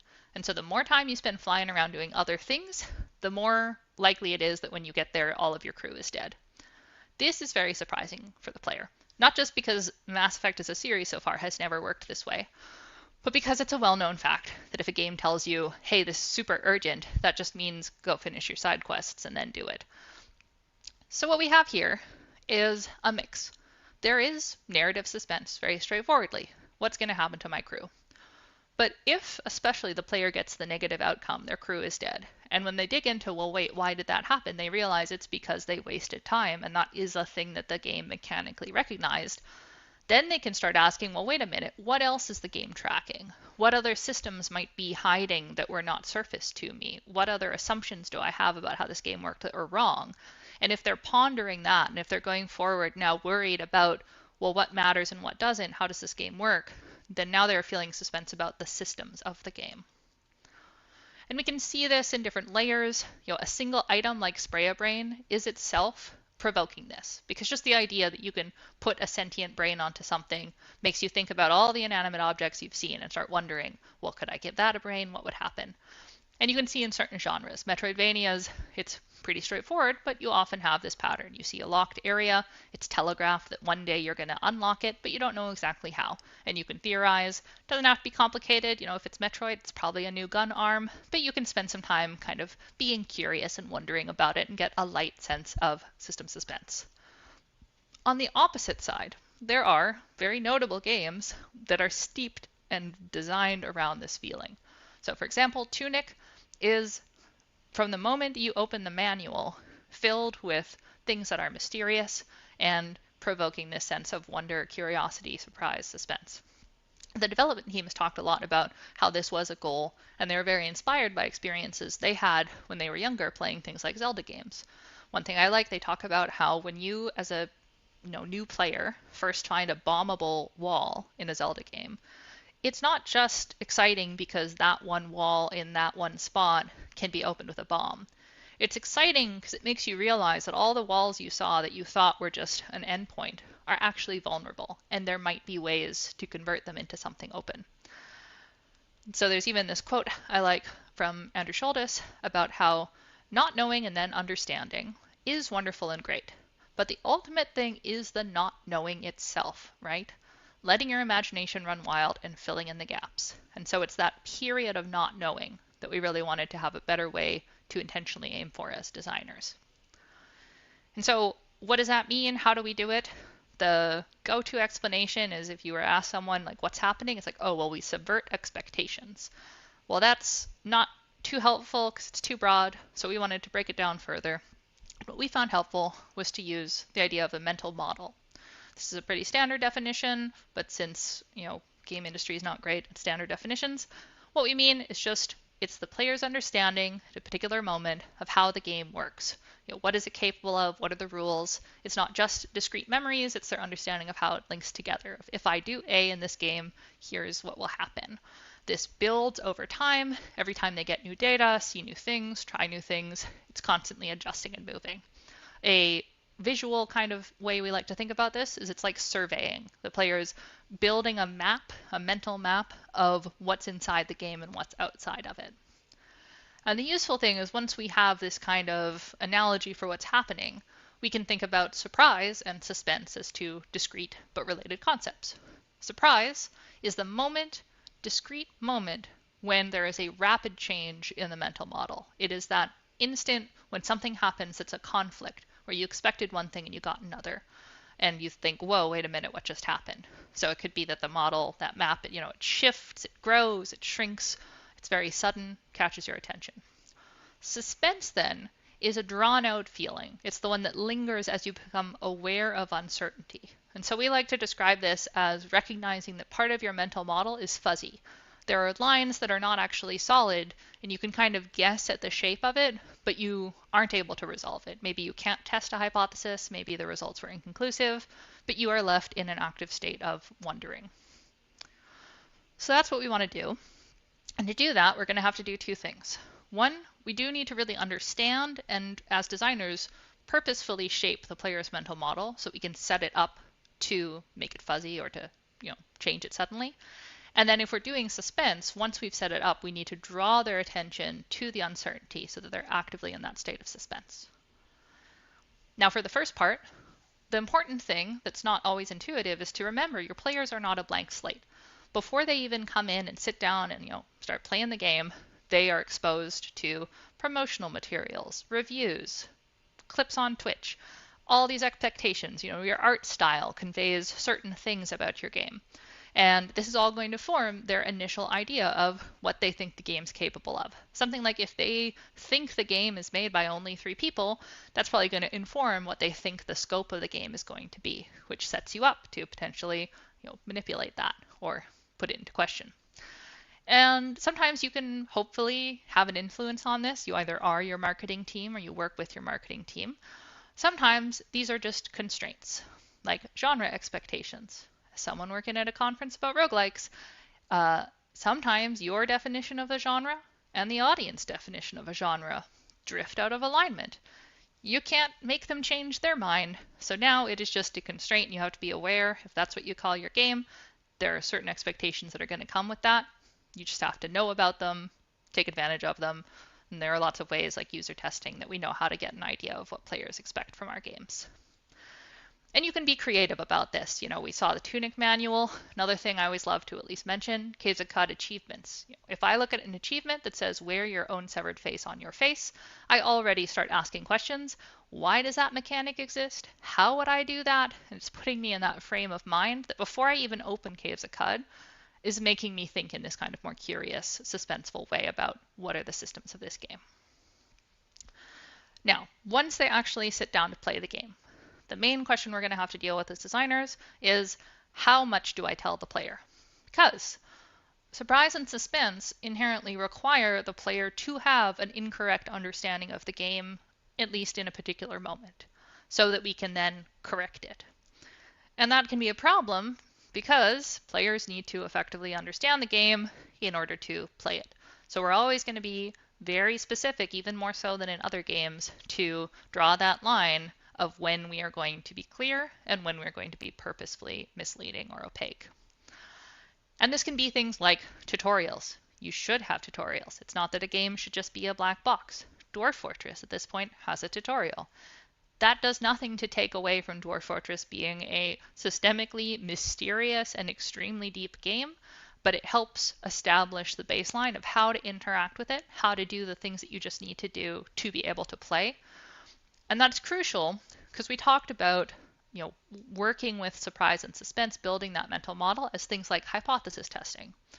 A player needs to have enough understanding of the game and enough, free cognitive space in their brain to effectively engage with testing hypotheses. If there's too much noise to signal, if they don't know how to even act on a hypothesis, then it's not going to be fun. They're not actually engaging with, a fuzzy area. They're just kind of lost. So you always need to be carefully managing cognitive load, and even more so than other games, for the areas that are not meant to be suspenseful, make sure that they are very clear and well understood to leave more mental space to deal with these purposefully uncertain areas. An example of where you can see this that I think is really cool is in Baldur's Gate 3. Baldur's Gate 3 has a lot of really clear signposting about mechanics. So for example, if you look at items in your inventory, when there are parts of that item that have mechanical importance, it's completely separate from the flavor text. It is like capitalized terms. If you hover over them, you get a tooltip. They are like a different color. It's extremely clear. If I hover over burn on the cinder shoes, it's going to tell me what burn does. But there are exceptions. There are secret affordances inside Baldur's Gate 3. So for example, early in the game, you can run into this patch of disturbed earth, and nearby there's a chest with some lootable stuff in it, including a shovel. And the thing you have to know if you haven't played Baldur's Gate 3 is the game is filled with random trash that just exists to be sold. All of it has flavor text, but it doesn't do anything. It's just there to collect and sell. And so even in this container, there's a fork, there's a spoon. They have descriptions, they're just to sell. Your bag is constantly filled with this kind of trash. But despite having that same flavor text only kind of description, the shovel is special. And only if you have one in your inventory does that pile of dirt become interactable and you can dig up a treasure chest. And then there are several of these throughout the game. And so this is a moment of pretty cool surprise. You go from thinking that this is junk to making the logical connection of, wait, I could dig something up with a shovel, to the game actually recognizing that, and you feel smart. You start wondering, well, what about all the other things in my inventory? And that does pay off sometimes. I had a moment where something was on fire. I didn't want to be on fire. Gale, my wizard. And I looked at my inventory. I had a bottle of water, and that was set up as a food item. It wasn't like a consumable type, but I thought, well, it does say it's water, and you can throw anything in this game, so let me try it. And sure enough, it applied water, put out the fire. I felt really smart. And so I was very excited. It's very cool that Baldur's Gate 3, you have to actually look at everything in your inventory, and just because it doesn't look like it has clear affordances, maybe it does. But the downside is that once the game has established the suspense, it's gotten you thinking about this, and it's shown that any random piece of loot might have secret benefits, well, how do you actually test that? The answer is that your inventory becomes always full of tons of trash that's probably going to be mostly useless. If I have a crowbar that weighs 4 pounds, how long do I carry that around in my inventory because I think maybe somewhere there's going to be a door that would pry open? My least favorite, there's an item called a small shovel, and you might think, oh, I'm smart, I'll carry a small shovel. No, the small shovel does not let you dig, and if you had gotten rid of your shovel because you thought you were clever, well, now you got to go back to that particular vendor and buy your shovel back. It's a whole thing. Not fun. And so here we see a couple ways that system suspense can turn into frustration and be maybe not worth it. One of that is to think, when the player is taking actions to test their hypotheses, to engage with the mysterious parts of the game, if that action is unfun, frictionful, or outside the game loop, I'm trying to be a D&D hero, not micromanage my inventory. These are all things that can make it not worth it, because in order to engage with this intriguing suspense, I'm making my experience worse in the moment-to-moment play in the game. And the second thing is to think about the cost of being wrong. If there is a high cost associated with getting a hypothesis wrong, but we're also encouraging the players to test out their hypothesis, we've put them in a bad position that can feel really frustrating. So if, the way to get something wrong is that I have an extra 4 pounds in my inventory the whole damn game, I'm going to be grumpy about it. We see this in roguelikes, I think, with the back and forth on the identification game. If I have to use a consumable to find out what it is, and that means I might waste a really valuable consumable, a lot of roguelikes have decided, in modern era especially, that that is too punishing. So both of these are problems. And part of why I'm comfortable saying this is that I think the Baldur's Gate 3 team agrees with me. Because a funny thing happened. When we were writing the original report, Baldur's Gate 3 had just come out, and I took that screenshot of the shovel description. When we were getting ready to finalize the paper, the screenshot was kind of bad, so I booted up the game to get a new screenshot, and I found out they'd patched the shovel. And so the shovel now has this text description, which does very explicitly tell you that it has this special affordance. It is no longer hidden. It is no longer a moment of surprise or suspense. That's sad, but I think is perfectly reasonable because the negative impact on the experience was just not worth the kind of cool parts. So not every game's going to benefit. There are still some exceptions, even within Baldur's Gate 3, but I think it's a cool example of seeing them go back and forth. Now, we've talked a lot about suspense.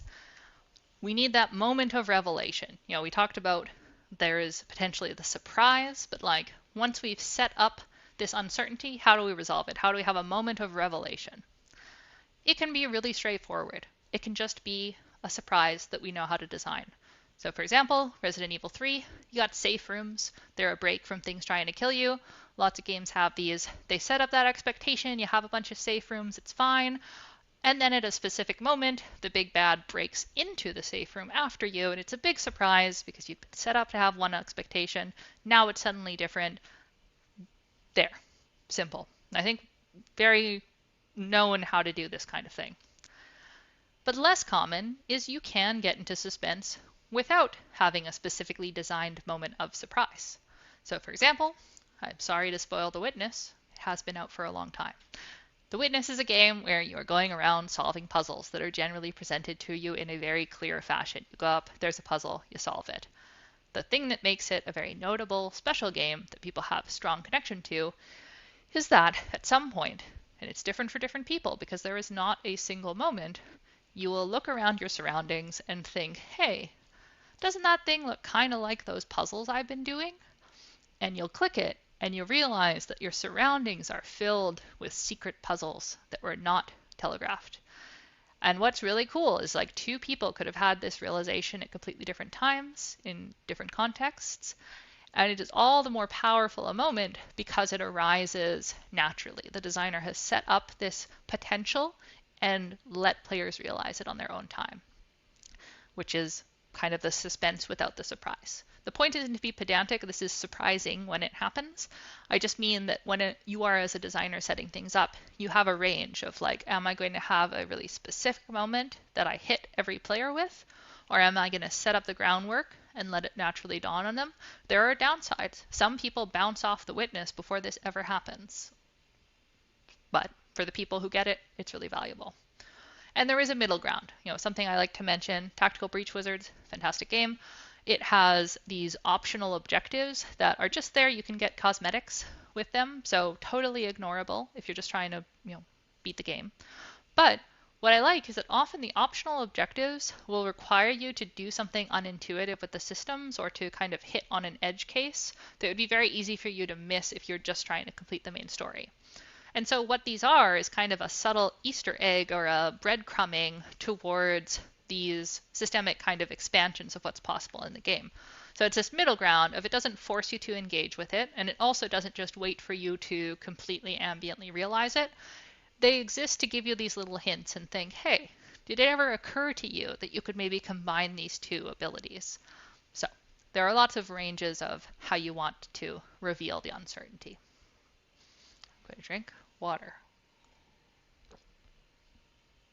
Now, one of the things that's cool about this paper being written at this point a couple years ago is that there's been some chance to apply these ideas. And so I want to talk about two little case studies of what it's been like using these ideas in real design work. And the first is I want to talk about some of my time working on Blaseball. That's a real horror baseball simulator. Blaseball ran as a live game from 2020 to 2023. And the important thing to know is that I joined at the end. I joined in the last year. And why that's important is that it wasn't a question of how do we establish system suspense.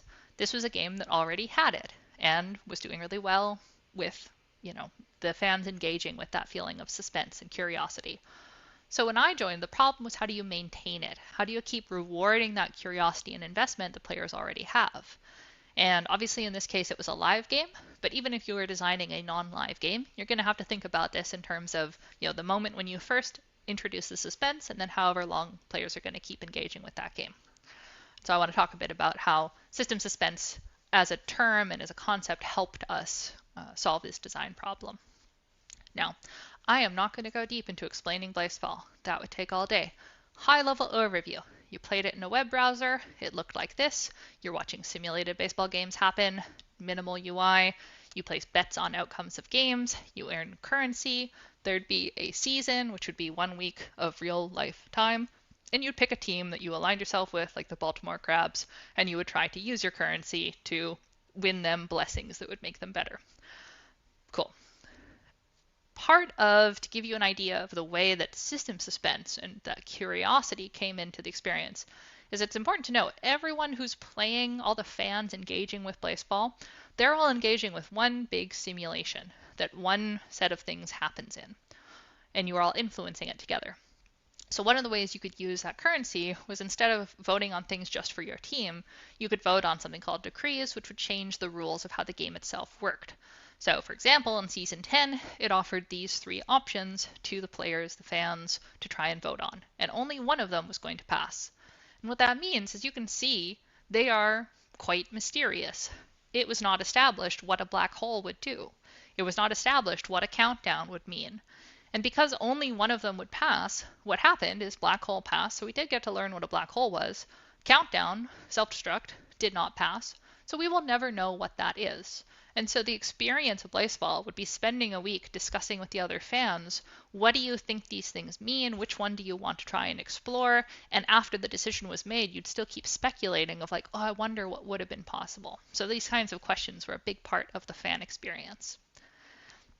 And I want to mention one other moment that kind of showcases how the game had set up this pattern of rewarding fans for looking for edge cases and thinking about pushing on the systems.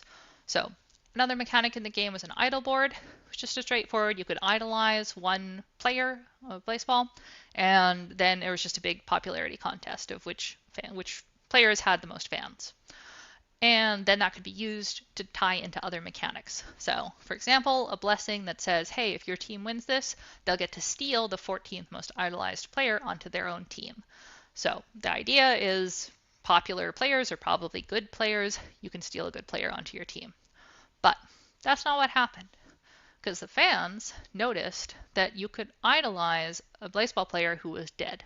Because I said it's a horror baseball game. Players could die. And they started wondering, well, if we can idolize dead players, could we actually coordinate to get a dead player into the 14th slot? Because then what would happen if you stole a dead player onto your team? And they cared about that so much that they were able to collectively organize to ensure that a dead player was in that 14th slot. And they did a necromancy. Instead of cutting this off, the developers decided to allow it, even though it had not been intended, and set up some new mechanics so that when this player came back from the dead, they came back wrong. They started being in other players with balls and killing them. It was a huge moment for the game. And it set up this really intense speculation, curiosity, and interest in the fans of exploring the edge cases and thinking about all the ways the systems could interact. And so that left us with the third actual part of our work as designers, of once we have done the work of setting up the mental model, drawing attention to uncertainty, how do we pay that off? We need to either sustain it for as long as we can make it feel good to sustain it, because we put a lot of work into establishing it to begin with, or we need it to resolve in a way that feels satisfying. So I'm going to give a contrived example. The stuff that I worked on didn't end up going live, so it is under NDA. I have put together a fake example of the exact type of problem that I was solving and how we went about solving it, but the details are made up for the sake of this talk. So let's say we're coordinating with Nintendo and we're going to have an arc of a season. We'd think, okay, what do we want to happen in this season? Okay, in this one, Master Hand from Smash Bros. Is going to come threaten the league. And we're going to do a bunch of stuff. We'll think about a pattern. We want to like introduce a new player status effect. We're going to set it up kind of like a trap. We're going to purposefully use that idle board again. And we're going to use the fact that we know players have this association with the 14th slot. And we're going to have a thing multiple times where Master Hand will grab the player in the 14th slot. And then what we want is to set up a kind of trap where we've added this new mod, and if the player has the mod, it'll trigger this cool thing that'll happen. So we do something like this. We think, okay, ideally, what's a fun, compelling arc that this season could have? And importantly, it involves periods where the fans are going to get to decide things. But then we'd have to think, okay, what will the fans actually do? And because our fans are invested in thinking really hard about the systems and finding edge cases, we would sit down and be like, okay, the fans will hopefully care about the new mod, sure. But we know they're going to care about dead players. As long as they're still allowed to idolize dead players, we know they're going to want to do necromancy again, and they're going to expect something to happen. We could look and say, okay, we're doing stuff with hands. There's a stat on baseball players that is how many fingers they have. There's a chance the fans will get really fixated on the idea of, like, what if we put in a player with 99 fingers? Surely something interesting will happen. There are basic equipment slots, including a glove slot, because it's a baseball glove. Master hand is a glove. Easy to see how the players could start putting that together, especially because there's an item that one particular player has that's described as a literal arm cannon, which kind of implies doesn't even have a hand. So very easy, maybe the fans are going to get really excited and say, ooh, we got to all put together and make sure that the person with the literal arm cannon gets chosen, because surely something special will happen.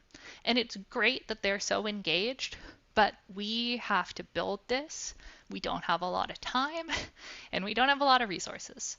And so one of the biggest tensions we had as a design team was you had to work with especially the engineers to make sure that we actually shipped this thing. And how do we support enough variation to pay off the speculation, keep the suspense going, while actually shipping a game? Because we can't just not do anything, but also we can't do all of these edge cases. It's going to be impossible. And so the first thing that was useful about having this wording, this idea of system suspense, is it let us communicate better the cost value proposition of closing off an edge case. So that would be something like saying, let's just not let you idolize dead players anymore, because we just don't want to have to deal with that extra complexity. When you're trying to reduce scope, often the first thing you want to do is get rid of edge cases. And the more fringe they are, the more likely you just want to cut them off. And in arguing for why you might want to keep it, what we were able to do was say, well, when you close off an edge case, that gives you a benefit, saves you time, but it has a cost of closing off player suspense. It creates a hard boundary that had once been fuzzy. And that was something to take into account when figuring out what we should work on, what we shouldn't. The other thing that we could do was talk about productive and unproductive uncertainty. Because like I said, you need moments of uncertainty when you want to have areas of suspense. And this can be in conflict that, Blaseball had a lot of elements of it that were hard to engage with, hard to understand. And a very normal and often correct intuition is to say, well, players need to understand the game better. If there is uncertainty in how a mechanic works, what their actions are going to do, most games you would say, well, let's get rid of that uncertainty. But that removes space for suspense and surprise. So we were able to talk about where are the places where we are intentionally preserving uncertainty for particular outcomes, and where are we going to correctly remove some uncertainty. And just another kind of interesting example of what it would look like behind the scenes working on stuff like this is that, so say we have something like that season where there are a bunch of edge cases we've identified that we think are elements the fans will be interested in.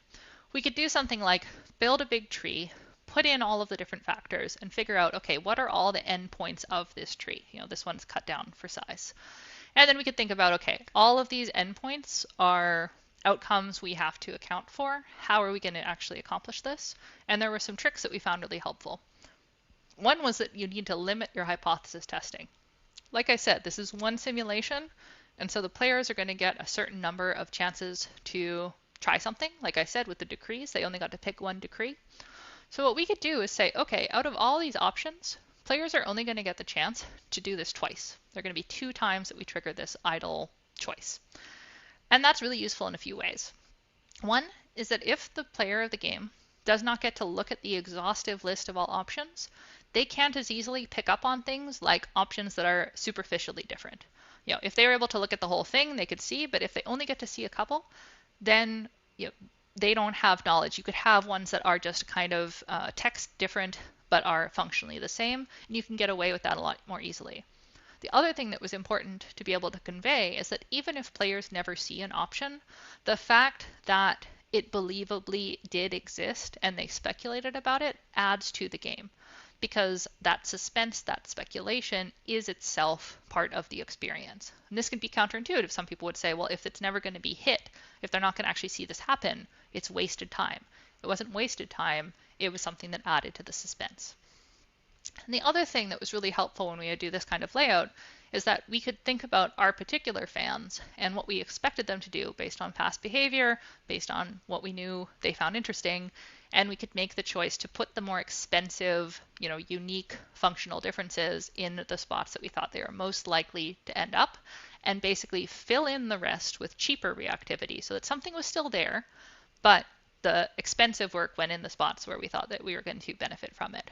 Obviously, as a live game, we could look at past choices, but again, even if you're not a live game, you can be looking at playtesting. You can be learning what choices players tend to make.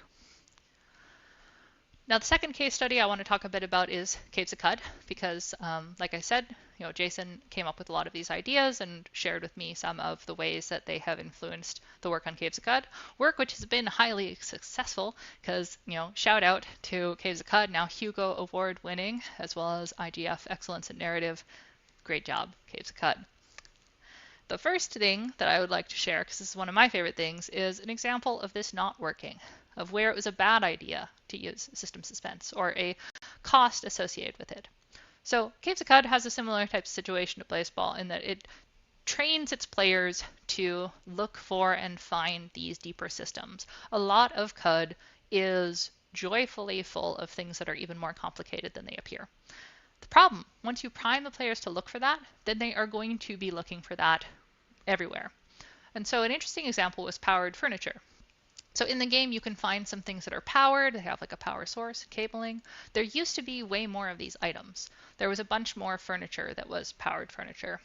And they cut that out. They took out perfectly normal, functional stuff that was already in the game. And the reason they did it is that when the system was a bit bigger than it is now, it was big enough that players would start speculating. And they'd see all these pieces of powered furniture and say, ooh, I bet this is going to be a whole Minecraft Redstone kind of situation. I bet I'm going to be able to build my own base. I bet I'm going to do all this stuff. That wasn't true. And so it was setting them up for disappointment. And so the decision that the CUD team made was that they had to actively cut that system back to be smaller so that it did not suggest a bigger system until if there was ever a point that they can fully deliver on it, only then can they add a bit more content. So they kind of ended up in a situation where it had to be a bit all or nothing of you have to keep something really small or you can make it expansive. But once you really leaned into this suspense, this curiosity, it's really hard to have something in between. The other thing I want to share, because I found it really interesting, is that I think that normally a good common philosophy in procedural generated design is that if you are building a generator, something to generate content, and you want it to be more reliable, cohesive, and just like a good idea, is you put some constraints on it. Normally, it's not a good idea to just throw everything you have in a big bucket and pull out totally at random. And so that's why I was surprised when I heard that the Cave of Cud team philosophy is by default, keep your generators totally unconstrained and only add minimum constraints at the moment that you can prove that there are specific negative impacts that you are trying to address. Now, what that looks like in practice is first think about creature placement. So when you are going into a world tile, it's going to generate the tile and generate what creatures spawn there. If we start from the point of it being completely unbounded, what could happen? Well, the types of creatures in CUD include things like extra-dimensional mechanical psychic slug cherubs that will just absolutely ruin you in confusing ways. And if you could find that as a fresh character in the starting area, that would be very bad. So for that reason, okay, we add a constraint about difficulty. There's going to be a sense of what areas are difficult to a level. That will constrain the choices. Cool. Second thing, there is a world map in CUD. There are biomes. And if a place was a kind of fungal forest, you expect to see fungi in it. If everything could spawn everywhere, it would hurt that sense of place. So okay, we'll add a little bit of a biome selection. So there are some constraints on creature choice. But the 6-day stilt is an area of the game that's a kind of site of pilgrimage. And what that means is that in this area, all creatures are neutral. Everyone's come there to be peaceful. And that means it doesn't matter how difficult or scary they are, because they're not going to attack you unless you attack them first, and then it's your fault. So they're like, oh, well, we can remove the difficulty constraint. And that's actually cool, because if you see a really late game enemy here as an early game player, that can provoke suspense. You can say, well, wait a minute, it's got a force field. What would I even do if I had to fight this thing? And because it's a place of pilgrimage, lots of things can be there from around the world, they can take out the biome kind of restriction too. And so in the 6-day stilt, it is just a grab bag. Anything in the game can be here. And that's the kind of thing where they wanted to give the sneak preview. And you can see this across a lot of their systems where something like crafting, they came to the realization that getting a crafting recipe for a late game item is fine. Because to actually do anything with it, you need access to the late game materials, you need high level skills, and so for that reason, there aren't really restrictions on how high level crafting recipes can be found with merchants. It's possible that you very early on could talk to a merchant and look at or get access to a high level crafting recipe because that just lets you be curious. For more on this, check out another Roguelike Celebration talk that Jason gave, Before You Fix a Leak, Ask If It's a Fountain, for many more great examples. And finally, as we're coming up on time, I know I'm going very fast, I wanted to talk a bit on system and content. This is something that plagued us as we were working on this topic because we kept asking, are we actually talking about the rules of the game, or are we just talking about like how much stuff or what kind of stuff is in the content? And so I want to give a bit of an example of how we tried to feel out the difference here. An example that brought up a lot when we were talking was in Elden Ring. Elden Ring, open world, RPG, pretty standard. Early on, you get a tutorial. It says, hey, there's a world map. It works how you expect. You got a fog of war? Cool. Except, early on in Elden Ring, a lot of players experienced a moment where you you activate this cleverly placed teleportation trap, and it shoots you off way further in the map, which means the next time you open your map, the whole thing zoomed out. It started as the yellow area, and now it's this whole thing. You didn't clear the fog of war. You've just like revealed this square over here. Very surprising moment. And we kept going back and forth where some people were like, no, this feels systemic. And some people were like, well, no, it just feels like it's content, how big the map is. So we made a 2x2 grid because we're designers. We love 2x2 grids. And you can talk about it in both ways. There is a level of just surprise of, whoa, the map got bigger. I wonder how many times this is going to happen. How often will that map zoom out and zoom out? But there is also a bit of systemic of like, what are the mechanics that let me reach hidden areas and move through the world? And I think what's interesting about this example is that in the From Software games, they typically have a lot of these exploration mechanics, even if they're only used in a few places. So stereotypically, the main one, illusory walls. If you try and walk into them, you can't go through, but if you roll, they reveal new areas. But the thing is, the original Dark Souls, these are all examples of mechanics that let you find secret areas. Each one only used a few times, but taken together gives you this type of feeling of exploration that is very open-ended. And if you look at the development of the series, all the games tend to introduce a couple more mechanics like this. And I think taken holistically, it explains why there is a feeling of a systemic kind of suspense around how exploration functions that is able to, as the team keeps working on it, they can keep sustaining the suspense, which is important because one of the big questions is it worth dealing with suspense if it's something you could only do once? And so I think this is an example of how you can do it over time with a little bit of extra work in this area. The very last bit, I'm just going to talk a bit about, we've really fixated on the system side, but content suspense and surprise is interesting. And the example I want to touch on is just the Yakuza series, which I think does this really well. So volume warning, I think this will be okay. But this is a bit of the opening of the Yakuza 0. I'm not going to play a lot. Get you the idea. It's melodramatic. It's emotional, it's mobsters, it is like high octane guitar riffs. It's the same game where there is a bowling mini game where if you score well enough, you get a chicken who you can use in your real estate mini game because they're a shrewd negotiator. There is a big difference in tone in the Yakuza games between the high-stakes emotional drama of the main plot and mini-games and sub-stories which can be equally emotional or can be silly and can be uneven in terms of depth. So a lot of them use two verbs, pick a multiple choice option, or punch some people.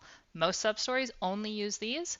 But there are some sub-stories, like when you meet Michael Jackson, aka Miracle Johnson, who has a completely unique game mode where you are defending him from zombies while he films a music video, and it has completely unique animations that are only used in this one sub-story, which is not part of the main quest.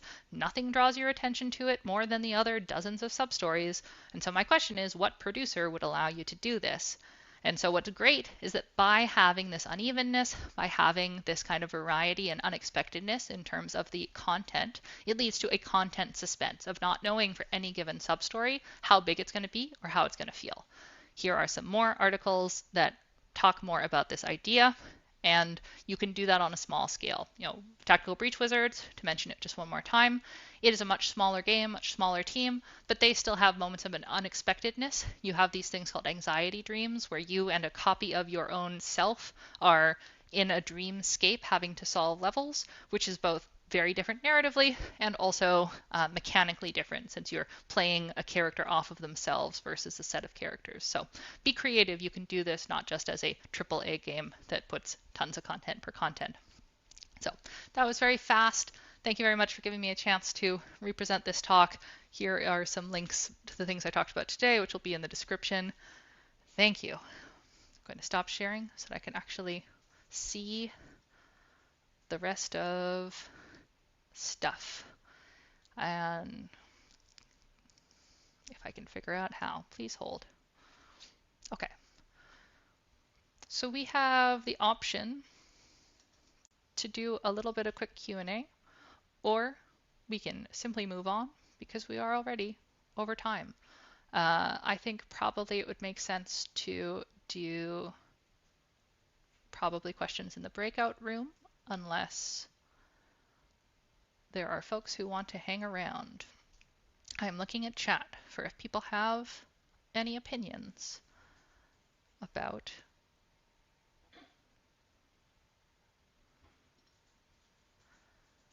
Okay, I think that we can probably take it to the breakout room. Some people are cool to hang around. Okay, let's do it this way. If you would like to go to bed, go hang out in the breakout rooms, go ahead and do so. I'm going to do 2 questions, and then I'm going to go into the breakout rooms myself. And so it looks like some people are around, so please go ahead, go to the breakout rooms, and go from there. I'm my own moderator. And one of the questions here from Nemon is, one of my favorite games with a ton of system suspense is Cinco Pass, but tutorializing nothing often scares new players off. How do you compensate for that while keeping a high level of the enjoyment of discovery? I think that's the kind of thing where it's about really splitting out what parts of it are going to be challenging and which aren't. And I think that if you do make the decision to do something like no tutorialization, you kind of have to expect you're making a game that is only going to land with particular players and is going to be worth it for those players, but not for others. And I think that that is a kind of artistic choice that is tricky to make. Of sometimes the games that's going to be most compelling for a certain subset of audiences is going to actively drive away others. And you have to feel out that line of, like, Cinco Pass might be meaningful to more people if it revealed more upfront or made itself more accessible. Is that worth it if it diminishes how much that game is very exciting and very interesting for the people who are interested in the version of it without the tutorialization? So really, I think it's the trade-off, and then it's thinking about, are there areas that can be more explicit? And so I think if you look, there's been a lot of writing about Blueprints as a game lately that made a lot of choices about what to make it explicit and what not to. And I think did a mix of things, of there is some amount of giving hints or having ways to access that information while still having a really high level of discovery. But it just is a trade-off. So, okay. I am going to wrap this up and then move to the breakout rooms. So thank you very much. I know it's been hectic, especially this doubling up of the emceeing and the speaking, but we really appreciate you coming to the preview event. I hope you've had a good time.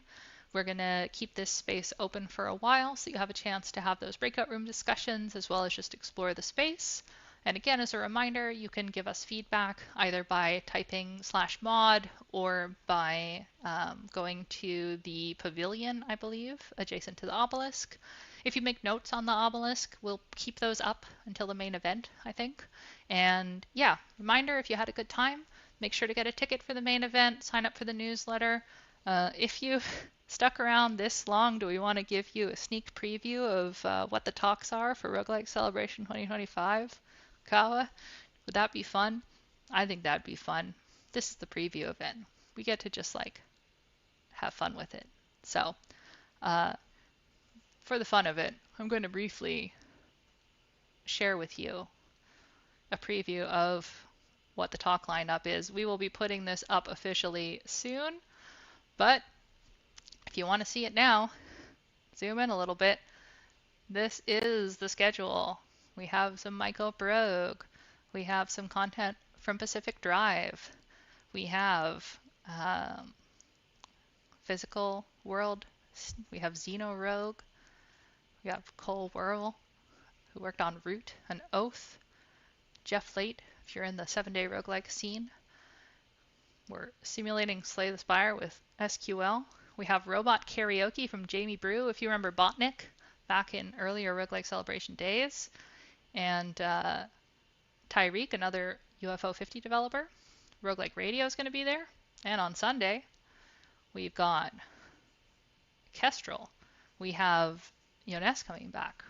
We have a bunch of very interesting things. We have reality TV coming back once more with a bit of an interactive audience element. We have Wildermyth, two of the developers there coming to speak. We do some music algorithms, which is always a fun time. We got tile rewrite languages, which I'm a big fan of. I'm going to be looking at morgue files. This Alexander King's talk, I think, is going to have a lot of synergy with Ezra's. Brian Cronin's going to be back. We got Luck Be a Landlord, I'm talking about some examples there. Sol LeWitt, lots of really interesting things. So that was your reward. If you stuck all the way to the end, we can stop sharing that. I hope that was fun for the people who stuck around that long. We will put that information officially up soon, but thank you very much. Please go enjoy the space.